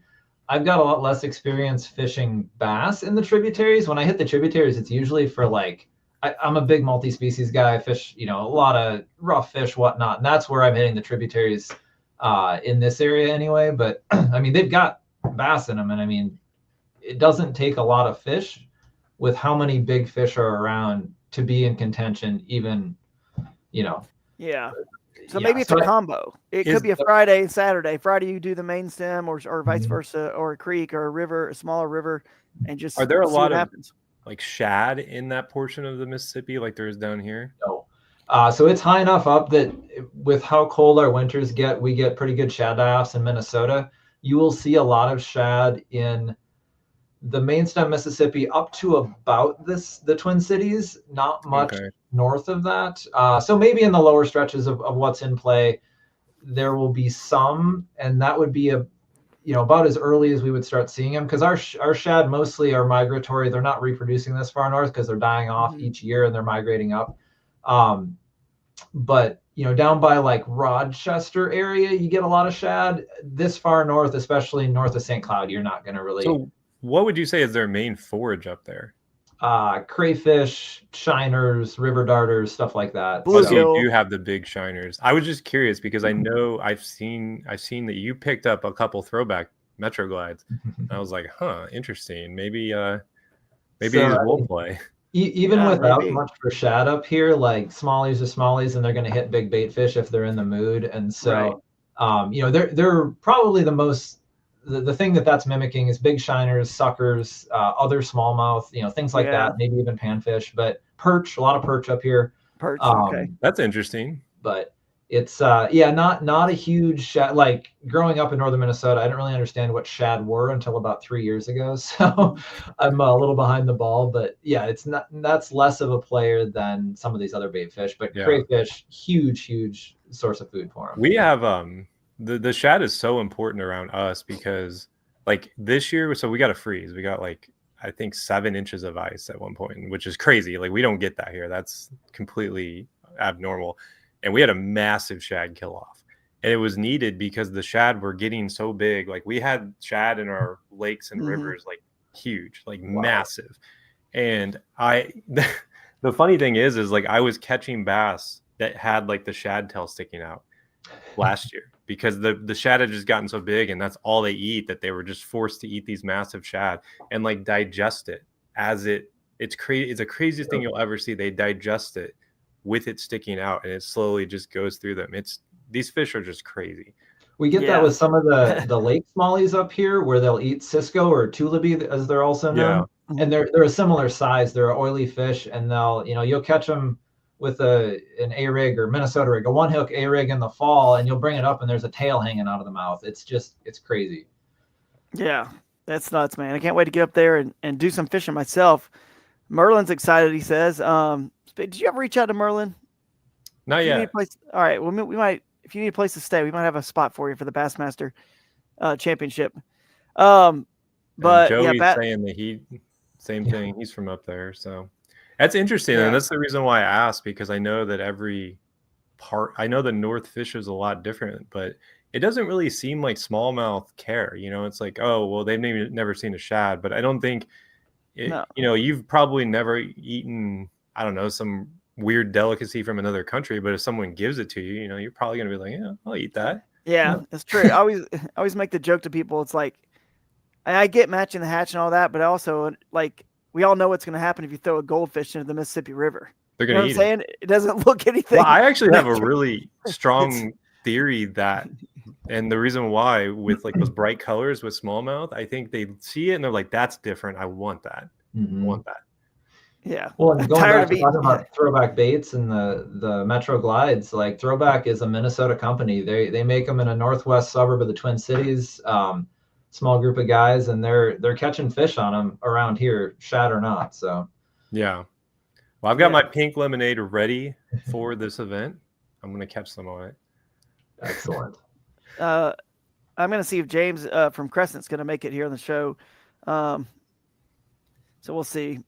But anyway, I think, like you're saying, that they might just want variety. It sounds crazy, but like, why wouldn't fish who are eating the same thing all the time want something different every once in a while too? Which is why I think they get excited and they move to when there's a time when the frogs come out and the stuff gets matted up and frogs there. I think their feed on those, they could still eat crawfish. You know what I mean? Like, I think it's like, but there's only a certain time of year that those frogs get there and they know that, and they like the variety. It's just the way nature kind of works. They want, when I was a kid, we killed a 5-pounder on accident, right? It happens. Like, it wasn't intentional. It was a largemouth, and we took it home, we cleaned it, we ate it.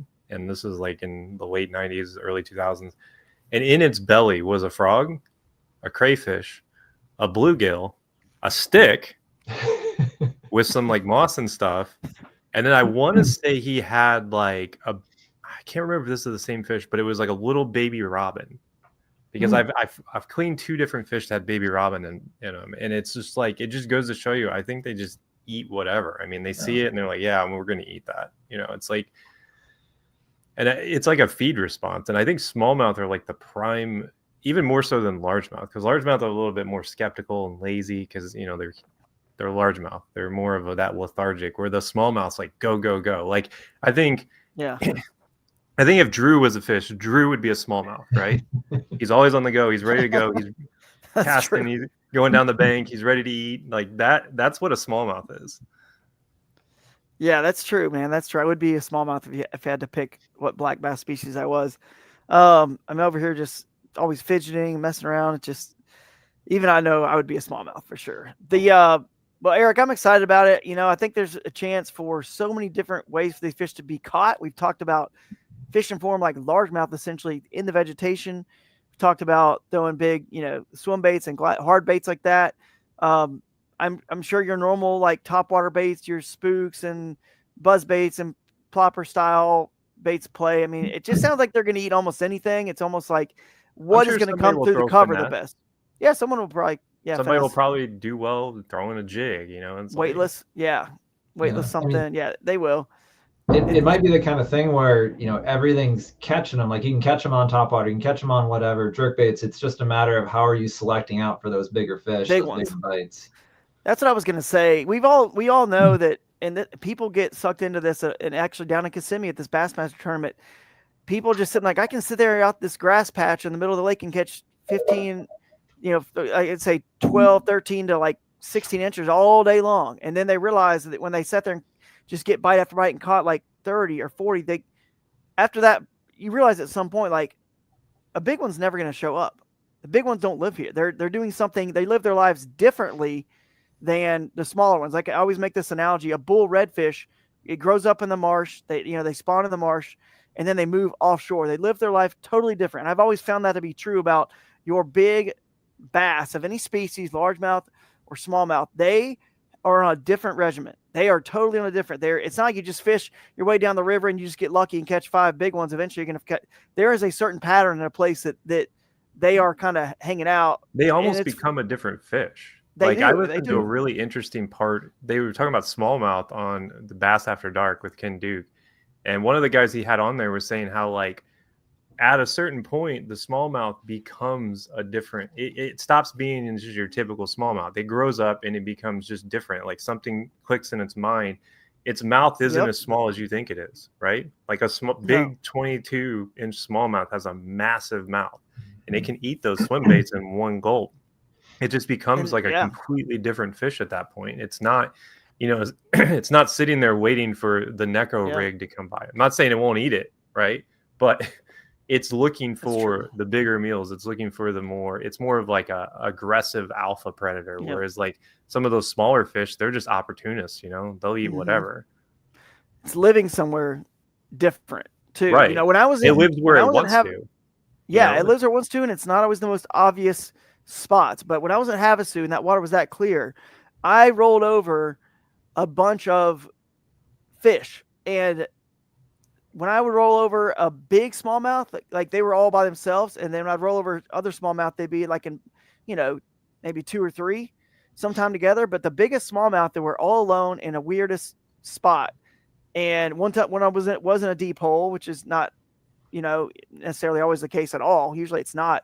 And then, for example, even when I caught a largemouth at this Kissimmee tournament, it wasn't in the nice big deep bend of the hole, this like outside bend. It was actually in this little teeny, one of the bigger ones I caught, a little teeny patch of grass that was near that deep hole, but it was still very shallow then. It was just kind of hiding back in that little patch of grass. And it's just interesting how they're usually loners a lot of times. I don't know about up there if you have a pack of like 21s all hanging together, but they get to a certain size, I feel like they just kind of become this loner that kind of alpha takes over a zone, but it's not always the most obvious spot. So we'll see how you guys just figure out how to differentiate your presentations, whether it's just go giant and hopefully fend away any small fish from even trying to bite it, or if it's more about the location or both of where you found the bigger fish are just kind of hanging out some unique pattern that they're on. So it'll be interesting. So let's see. Stolman saying he's pulled some hand-sized crappie out of their mouths before, so they're obviously eating that big kind of stuff. And then Jeff's back in here saying that Scrivener live scopes him through the ice. So what a talent. That is true. I actually live scoped him through the ice on Sunday. I got about a half dozen through the ice scoping him. So Yeah, I think you caught a bigger amazing. smallmouth through the ice than I might have caught last year. Because that one you posted, I think it was maybe in your stories, was pretty big. And I was like, dude, this is making me feel bad. I got to work hard to catch a 20 around here. That's all lake fishing up here. Lake fishing through the ice, it's a blast in the winter with the smallies. Wow, that's cool, man. I see. I still have never done the ice fishing thing. I'm up here far enough north now in Northeast Ohio where I should, but I don't know, man. I'm always doing something with the kids and the family, and then have another trip like somewhere a little bit warmer. It's really weird. It's like what? None of the lakes let you ice fish here, and I think it's just because we Really? never typically get enough ice, so they just don't Safe want you here. out there. Yeah. But this Yeah. year, it's like freaking drive a car across half Yeah. our lake. Mm-hmm. Last question I've got, and I think James Durbecker from Crescent will be in here. We'll wrap it up with him for just 5-10 minutes. What do you think about motor versus pedal drive and paddle in this event? How likely could someone come in here with just a paddle, float down this river and win? Because to me, that seems pretty plausible. You know what I mean? Like people could fly in and just rent a kayak from Dan or borrow Joey's Bass Raft or something. You might need extra motor with that, but it seems like this could be an event where you could paddle that. Yeah. So actually the tournament that Dan runs, the Bronzeback Classic that he does, it's a smaller local tournament in the fall. First time I ever fished on the Mississippi was one day of pre-fishing for that tournament. The first time I fished it, and that was just with a paddle, fished the tournament and won it. So I mean, it's very doable, especially with that awesome shuttle service they run. I mean, that it's point-to-point floats, very doable with a paddle and an anchor or a drag chain. If you want to do single point put-ins, that's where the motors really come in, because there's definitely some current that you got to contend with. It's a good sized river, and if there's any depth to it, it'll be flowing pretty good. So if you want to take out the same place you put in, a motor is going to be really, really helpful. But if you're brute strengthen it through, maybe you can do that with a pedal drive. I'm probably not man enough to do that, but I'll use my motor. It's a lot of work, man. I've gone upriver with a pedal drive, and it's not it. I'd rather paddle. Yeah. Like, no joke. I think I'd rather paddle. I think Scott Stolman might have done the single point with a pedal drive with the last Bronzeback, and I was impressed that he did that. I'm not exactly sure where he put in, but I think he did that, and I was paddling for that one, and it was rough. So I mean, props to him, but it's a motor's helpful if you want to do single point. But if you can do a float, absolutely, it's doable. Yeah, absolutely. A float's going to help you cover a lot of water, and it's just something relaxing and fun about a river float. You know what I mean? Like, you don't have to really use much energy other than just kind of getting your boat in position and whatnot. So that's cool that this event could very well be won with someone with just a paddle and 3 rods and a small tackle box. So we'll see how that says it was exhausting. yeah. Yeah, it I sounds like believe it. Well, shout out to Scott too, man. That was so cool when he let Jake Cook borrow that kayak and drove it all the way to Havasu from Minnesota. That was cool. So look forward to seeing Scott and the rest of the gang up there. But thank you so much, Eric, for your time and your insight on the event. Yeah, You know, thanks you for having me. guys have a practice window. I'll say right now, I could pull up the screen, but your 2-week practice window begins on 6/27. Okay. So that's the month before. That means you get 4 days of practice on eligible water, whatever 4 days you choose. So that's when it all really begins. Until then, you guys can fish as much as you want. And then we'll see how it all shakes down. And I'll probably get in early that week. I don't know, Monday or something, and try to Dude, get on I'm the water a little definitely bit being there myself. Monday. So Like I'm excited. I will be there Monday 100%. Like honestly, I might even come on the weekend. Yeah. So. Yeah, it's definitely probably worth it. Well, thanks, Eric. We'll let you get back to it, and we'll bring in James Thanks, from guys. Crescent. Thanks, buddy. All right, take care. Cool. All right, let's bring James in. He's here. We'll wrap up the show. James Durbecker at Crescent. What's up, buddy? Sounds like you just sounds like you're still winded. You just got off the bike? I did. Am I breathing heavy? No, I'm joking with you because I knew you were off. Yeah. But yeah, that's cool, man. Got a little exercise in right before the show here. So you're gonna close it out. But how things been, man? How things been over the winter over there at Crescent? Been riding a lot, like you mentioned. So just got out of the cold plunge too. So feeling nice and refreshed. Yeah, it's funny. It's one good sign about being out a lot is it's starting to warm up. So it's a good time of year. Yeah. Everything's starting to open up. Like you're getting your tournaments fired up. That's real cool. And the weather's starting to warm up. So yeah, it's funny though. Like by summer, it's kind of time to enjoy the more of the outdoors. But right now in our industry, it's almost the busiest time of year. You know, we're kind of gearing everything up, preseason productions going, and you know, any changes are buttoned up and got to present all that you know, through all the channels. So it's kind of full go right now. Yeah, absolutely. The thing you just mentioned, the ice cap, that's pretty cool. What we need to do is get, I don't know which events you guys will be able to show up to, if any of them, but man, it would be cool if we could get one of those ice cap cold plunges for people to try at our festival. I've been wanting to try it. I thought that would be, that'd be so cool to have one of those there and just see who will do it. It's unbelievable as starting to age out. You know, it's pretty unbelievable how good it is for muscles and everything. And I've built it into my pretty much every morning. I start that out. I'm actually in my backyard. My sauna is like right back here or whatever. Nice. So kind of do the sauna and cold plunge. We got to get into one of those, man. I got to get one for sure. My wife's been talking about it. We've talked about it. I need to make it happen for sure. Because I mean, I'm you know, getting up there, dude, 45, and I'm feeling it so much, man. I need to do that so bad. So we'll get one of those. Maybe we can get one of those and show it off at, you know, one of the events or some of the events. We need like some reason, some name, something to like, you know, where you have to like do the plunge for some reason. You know what I mean? Like Jake, if there's something that someone does or doesn't do or whatever, that they got supposed to not be quite punishment, you know. I know, but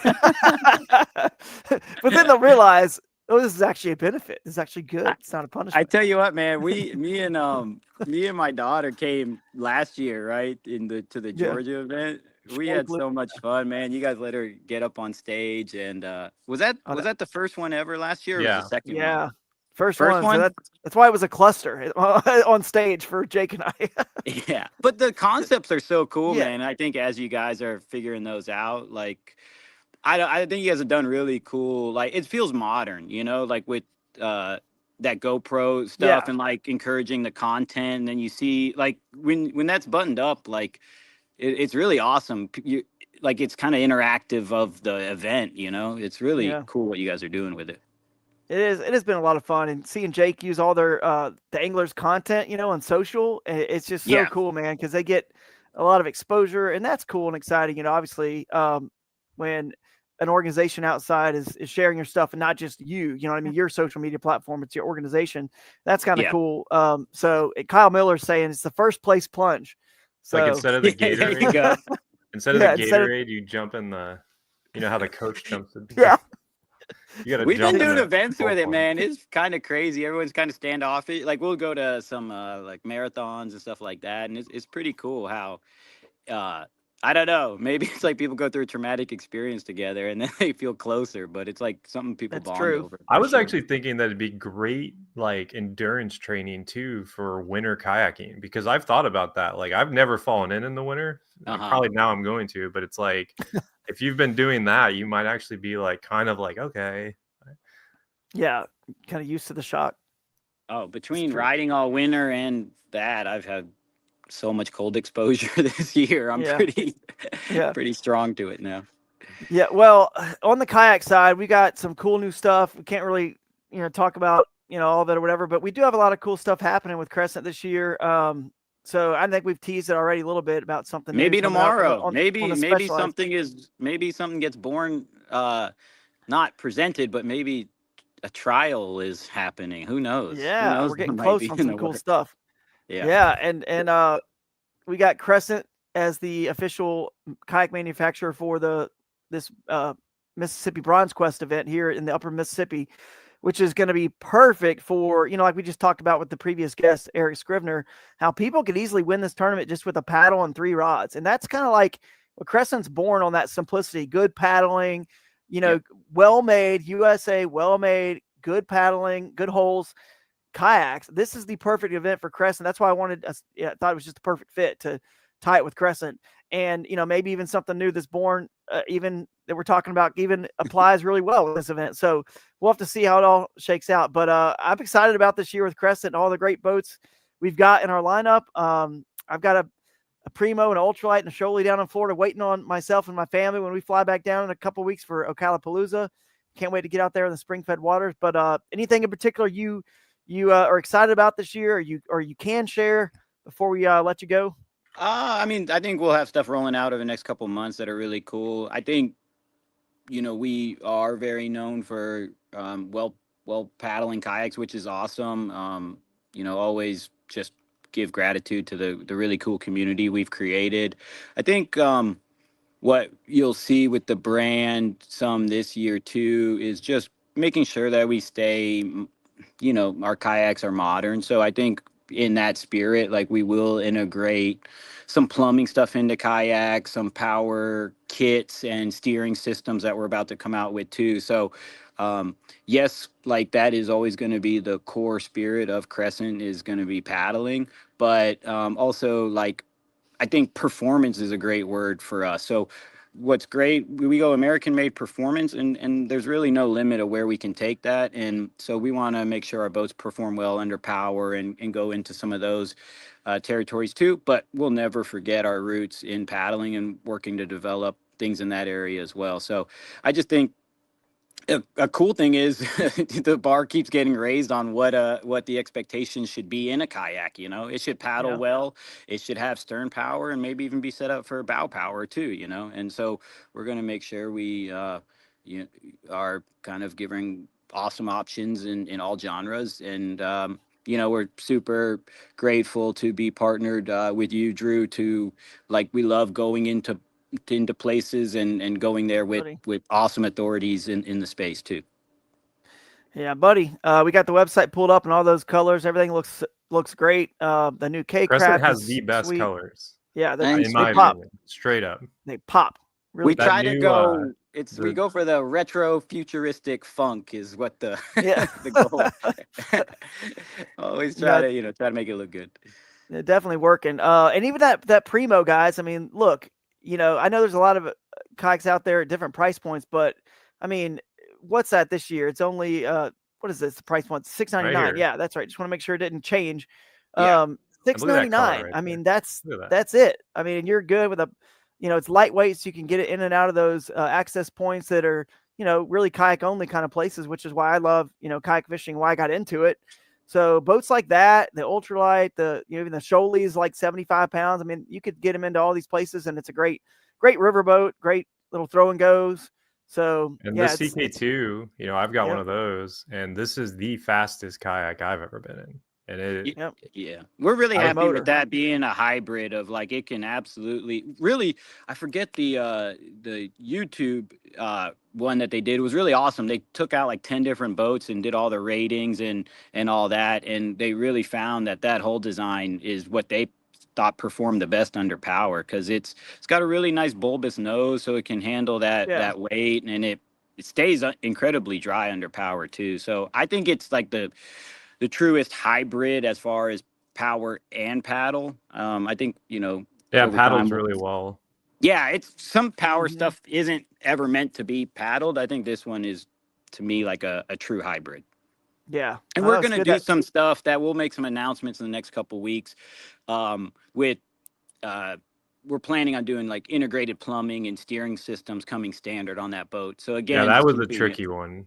Yeah, we got Yeah. access ports and everything. We have it figured out, and we'll make some announcements. See, here in the next that's what I was couple weeks. hoping. We would get some juice on the show live that no one knows about, and you're able to share that. So for people that didn't catch that, when we don't execute on it, then I'm screwed. So yeah, I'm trying not to. So, but say no, too I much. mean, yeah, let's really get it fired up. So the plan is to pre-plumb all shoalies in 2025 if you want some juice. So the shoalie's going to come pre-plumbed for 2025. That's going to have it, and we're going to have a new steering system coming out with making that available. So making the shoalie geared more towards power, or if you are wanting to do that, it could be ready to accommodate it. Looking to maybe do a kayak specific or angler specific chair. Upgrades to CK2, making it more power oriented with that new steering system I'm talking about, and plumbed. So, and then maybe we're already in trials on some other stuff. That's awesome. That sound hyped? Dude, that guy is hyped. Pull up that shoalie, Jake. If you want. We'll end on that. If you can get. I will the say, shoalie. I get a lot of questions personally about like shoalie and the CK2, and I could tell you guys, I walked to the end of both of these. Like they are super stable. Oh, for sure. Like somebody else had brought that up earlier there. Yeah, they are. They are very, very stable boats. I mean, like anything, the thing that I love about them, they're stable, but at the same time, they're not overly stable to the point where you feel like you're in some big wide boat. And now, if it ever is so overly stable, it's so heavy and big and wide that you just can't throw it in the back of your truck anymore. You can't car top it. You can't. So that we kind of hit that perfect. Yeah. Or you can't react to the environment, Right. Yeah. You can like bounce off rocks. Yeah, if it's primary stability, that's all you can be. Where like you said, Drew, I think we struck a nice balance between letting you react to the environment while still having that second stability where you do feel confident when you engage it. Right, exactly. Well, man, we appreciate it. Crescent's doing great stuff, and we're excited to be there at that event. And hopefully we'll find the nearest dealer, which might be our Quarry Springs outfitters, and we'll get them to bring some kayaks, and people could try out, the shoalie and any of the kayaks, and of course maybe even something new. So we'll see how it goes. Me and Zoe want to get back on the stage, dude. We got to figure it out. Yeah, we got to Come figure to out which one you Ocala. guys. Yeah, come to Ocala, Florida in a couple weeks. It will be warm. That's true. Okay, well, so, appreciate you guys letting me on, All and I think you guys are doing awesome stuff. So happy to be a part of it. all right, man. Appreciate it. See you, buddy. Thanks. All right, see you guys. Bye. So he's off, and I just want to say that was cool getting that special juice, because I didn't want to say it because I didn't know, if we could. So that's really cool that James shared with us. So that's going to be huge because so I've obviously rigged a lot of shoalies, but this CK2 doing the steering on that challenged me. So basically, just to very clearly, as we'll close on this, what he's saying is your steering, the tubing, like the plumbing, you know what I mean, for the steering is already going to be like run. It sounds like, it sounds like it's like 95% sure that we're going to be able to pull it off at Crescent. So that's cool. And then it makes it so easy, just plug and play. You just got to put your 4 bolts in for your motor bracket, or and then your lines run right through there because the tubing's already done. It's very easy. You just run it right through there. And the steering he's also talking about a steering system that's going to come with it. So that's something new as well. So it's all going to be just, dude, so simple, plug and play. Yeah. So like dealers, the big issue the CK2 had was like you could see the little frog eyes here where my hand's at, and you got the motor plate, so your steering has to go up through there. You really need some sort of access right there to get that run through from up here to go back here.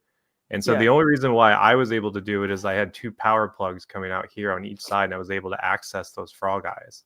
But Right. it's still really Tough. tricky.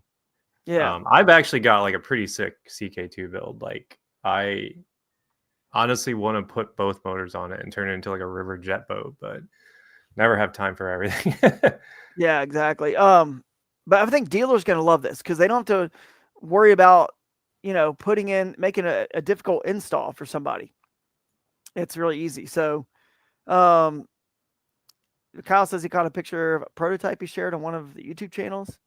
I don't know. I mean, I don't know. Maybe that was, I don't know which one he's talking about or what prototype, Kyle, but maybe it's just a K-Craft and you're thinking of, but maybe not. Maybe he did show a prototype of something.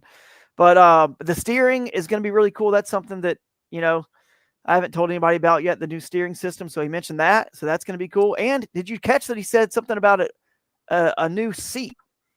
Did you catch that? I did. Yes. So a new seat that can be, sounds like retrofitted back to any Crescent kayak. So that was 3 big things right there that without even saying the big main thing that's coming, that's pretty cool. So I'm excited to see what that does for Crescent this year and how much it helps you guys make your life a little bit more comfortable or easier on the water so you get out there and enjoy these incredible places like Upper Mississippi River. So we'll end basically on that unless you got anything else. Nope. Cool. That was a long one, but I think it was a good one. And we got to talk smallmouth, and big smallmouth, and people are pumped for this one. So we will have to see what happens. I'm going to say 3 century belts. This one. I'm going to say 5. 5? Okay. I'm going to say, because I honestly think that think about, I was looking at like the Susquehanna in July and there was 5 people who caught 100, right? So and that was good. Obviously they didn't catch 100 twice, right? It was only that first day back in July or whatever. Mm-hmm. So I have a feeling that we're going to see some big stringers come. Since it's only 5 fish, you basically have the evening session. Right. And then you got the full day. So I honestly think that evening session might be huge in the summer. I think huge. The afternoon, evening. Yeah. Imagine if you got like a couple 20s on Friday, then on Saturday, it's just like you're playing with house money, It's like that century belt is smooth sailing if you're on them. There's a lot of time before this event. We should toy around with maybe giving them an extra hour on Friday. You know what I'm saying? Like, because there's so much sunlight in July. Well, the big issue I think is that we'll see. We have to get people like off the water, It's like, and for they have sure. to wake up early. Yeah, that's why we don't want to get them all the way to like actual like sunset. Right. But if there's a way to start 30 minutes sooner, you know what I mean, at 2:30 and end 7:30, and they get an extra hour and it only costs them 30 minutes on the back end, gets them a little closer to that evening bite. That could be interesting. It really could. I mean, Bash You Brunch could start a little bit, so like 30 minutes sooner to kind of like accommodate that. We'll think about it because our signature series smallmouth event, maybe it's worth trying something like that. Just give 5 hours and then 9 hours on the next day. So that's 9. That's that's a lot of, that's almost nearly 2 full days of, 2 full days of fishing. Normally a 2-day tournament is 16 hours, right? 8 and 8. So that's like 2 hours shy of like a full 2 days of fishing. So you're still getting 2 full days almost, but you're also able to end on Saturday, which is great for everyone and what people want. So they can come back to the awards. We can have our festival. We can have the fun, go to the after party, celebrate the night away, and then still just sleep in, drive home on Sunday. So it'll be interesting. Scrivener's saying sunset's going to be around 9. So, I mean, getting them to get all the way to 7:30, maybe even 8, but 7:30 at least. Again, what Jake was saying is what we try to do is let's say you got a 30-minute paddle off the river and if we ended at 8 o'clock and you got a 30-minute paddle off the river, then it takes you 20, 30 minutes to load up. That's an hour. You're looking at 9 o'clock, then it takes you an hour or 45 minutes to get wherever you're staying from where you are fishing. You got to get dinner, you got to charge batteries, you got to get everything set up for the next day. Plus the next day is going to come super early because sunrise is going to be so much earlier in the summer. So we're going to start you guys typically lines in 30 minutes, Lions End and launch 30 minutes before sunrise. So it crunches you guys and wears you out, but it's worth considering for sure. So maybe we'll get some feedback Just camp from you on the guys. river, man. You'll be fine. Yeah, exactly. Camp on the river. If you only knew what section you were going to fish right now, you could put your Airbnb or your hotel or campground right there, but you don't, and who knows? But I won a tournament camping on the river last year. Oh, that was the Surf Expo. Kyle said, "Yeah, I mean that skiff. I know what you're talking about." We might be losing Drew here. Right on time, right? I was talking about. I don't know. All right. Well, we'll wrap it up there, guys. Thanks for joining us, and we'll see you next week.